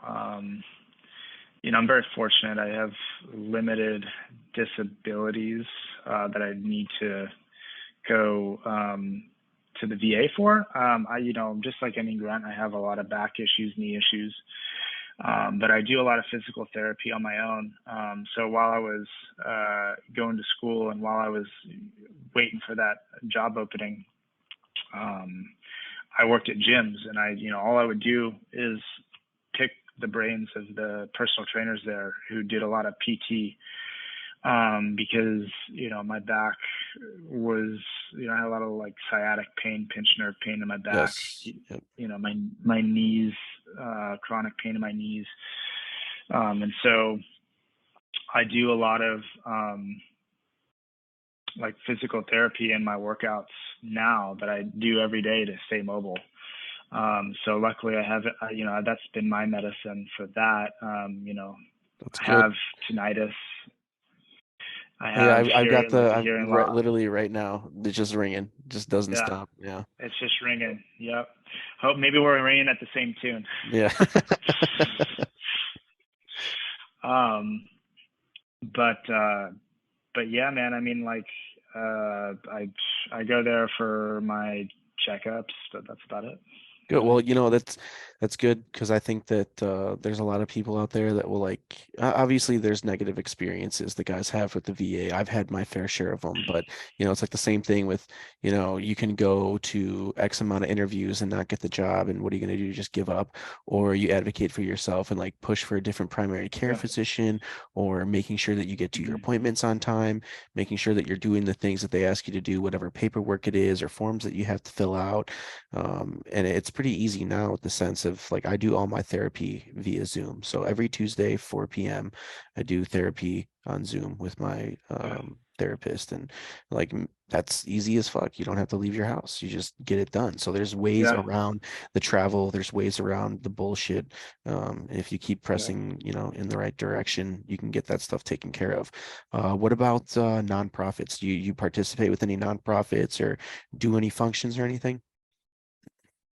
Yeah. So, have you've heard of like PB Abate, right? Yeah, of course I have. Yeah. Okay, cool. So, one of my really close friends, Travis Buck, shout out to Travis Buck, but he was a 81. He was one of the seniors from 3.5 that came over to 2.1. So he actually was there with Abate when he died. Um, and I mean, not there, but like he Yeah, was in in Afghanistan Afghanistan. with Yeah. him. Yeah. So he actually just got he does functions with them for the golf stuff, and I've been kind of helping him out with planning whatever he does. So that's about the extent of the nonprofit work that I do. I don't. Um, I think that for me, where I like to help veterans out is I keep in touch with the guys that I know. I keep in, and I um, try to help them out on a personal level. Or just like with us, being able to connect with somebody online that was a former Marine or whatever, and I like to make sure that they have someone to talk to or somebody that might be able to relate with them and try to coach them through not making the same mistakes that I made when it comes to like their professional life and trying to get into a career. And so I like to be able to leave my mark that way. I still keep in contact with some of my junior Marines. I got one right now who's he just got his green hat. So he's I forget which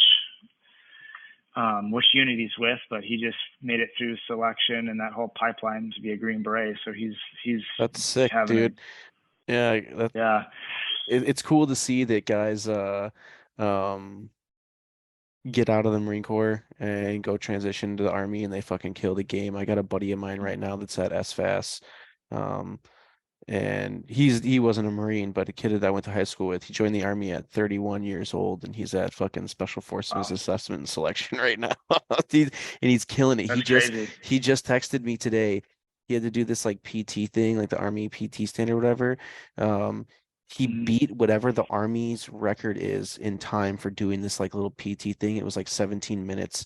He got it in like 16 minutes and 14 seconds. So he's about to get like That's fucking interviewed. Yeah, he's a awesome. fucking stud, dude. Yeah, At 31 or yeah, 32 years old, he's killing the good game. for So him. it's cool to see guys out there still getting after it and being enablers. That's like Yep. That's like my biggest like thing. I fucking love seeing veterans or people just in general succeeding. Like I Yeah, like to see them doing well.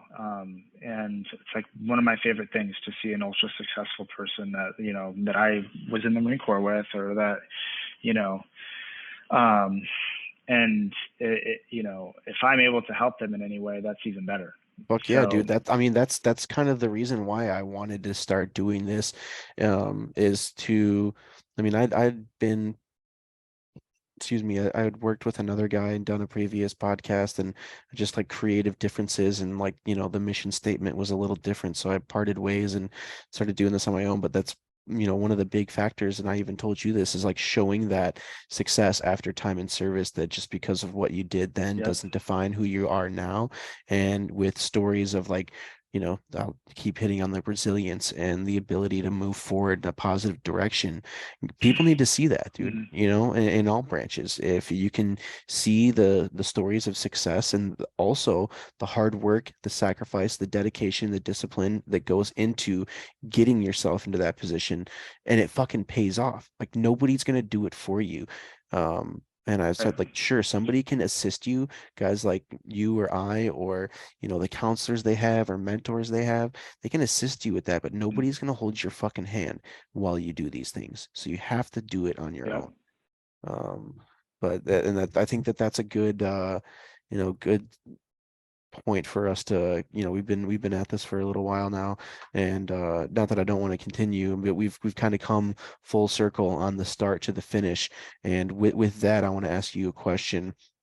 Um, you know, Obviously serving during the GWAT, participating in the ways that you did, and seeing how everything went down. This whole 20-year war that a lot of us participated in some way, shape, or form, whether indirectly or directly.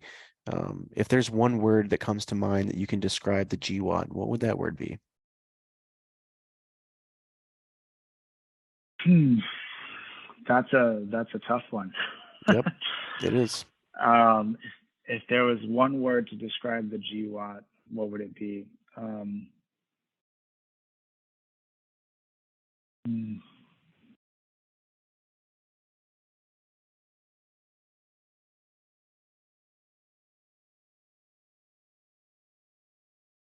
You know what? I'm gonna say perseverance. The reason why I say that is because we just spent the last 20 years making sure that 9/11 wouldn't happen again somewhere else. And that's the way I see it. I don't care what the politics say, but everybody talks about how this is they didn't want another endless war, but I didn't see it that way. I saw it as the men and women that served and laid their lives on the line in one way, shape, or form or another. They were perseverant to keep 9/11 from happening again and keeping our citizens safe. And so, yeah, that's the way I see it, man. And I mean, take it for what it is. Yeah, no, that's and this is why I like to ask this question, is because you have different points of view and perspectives, just like on your experiences during time in service and the things that you did.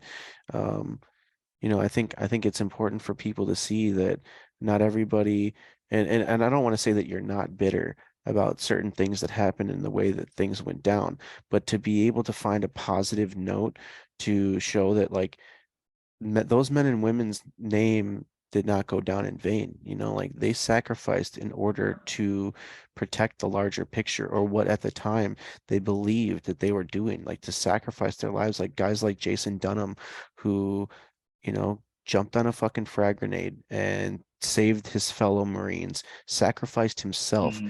to be able to do that.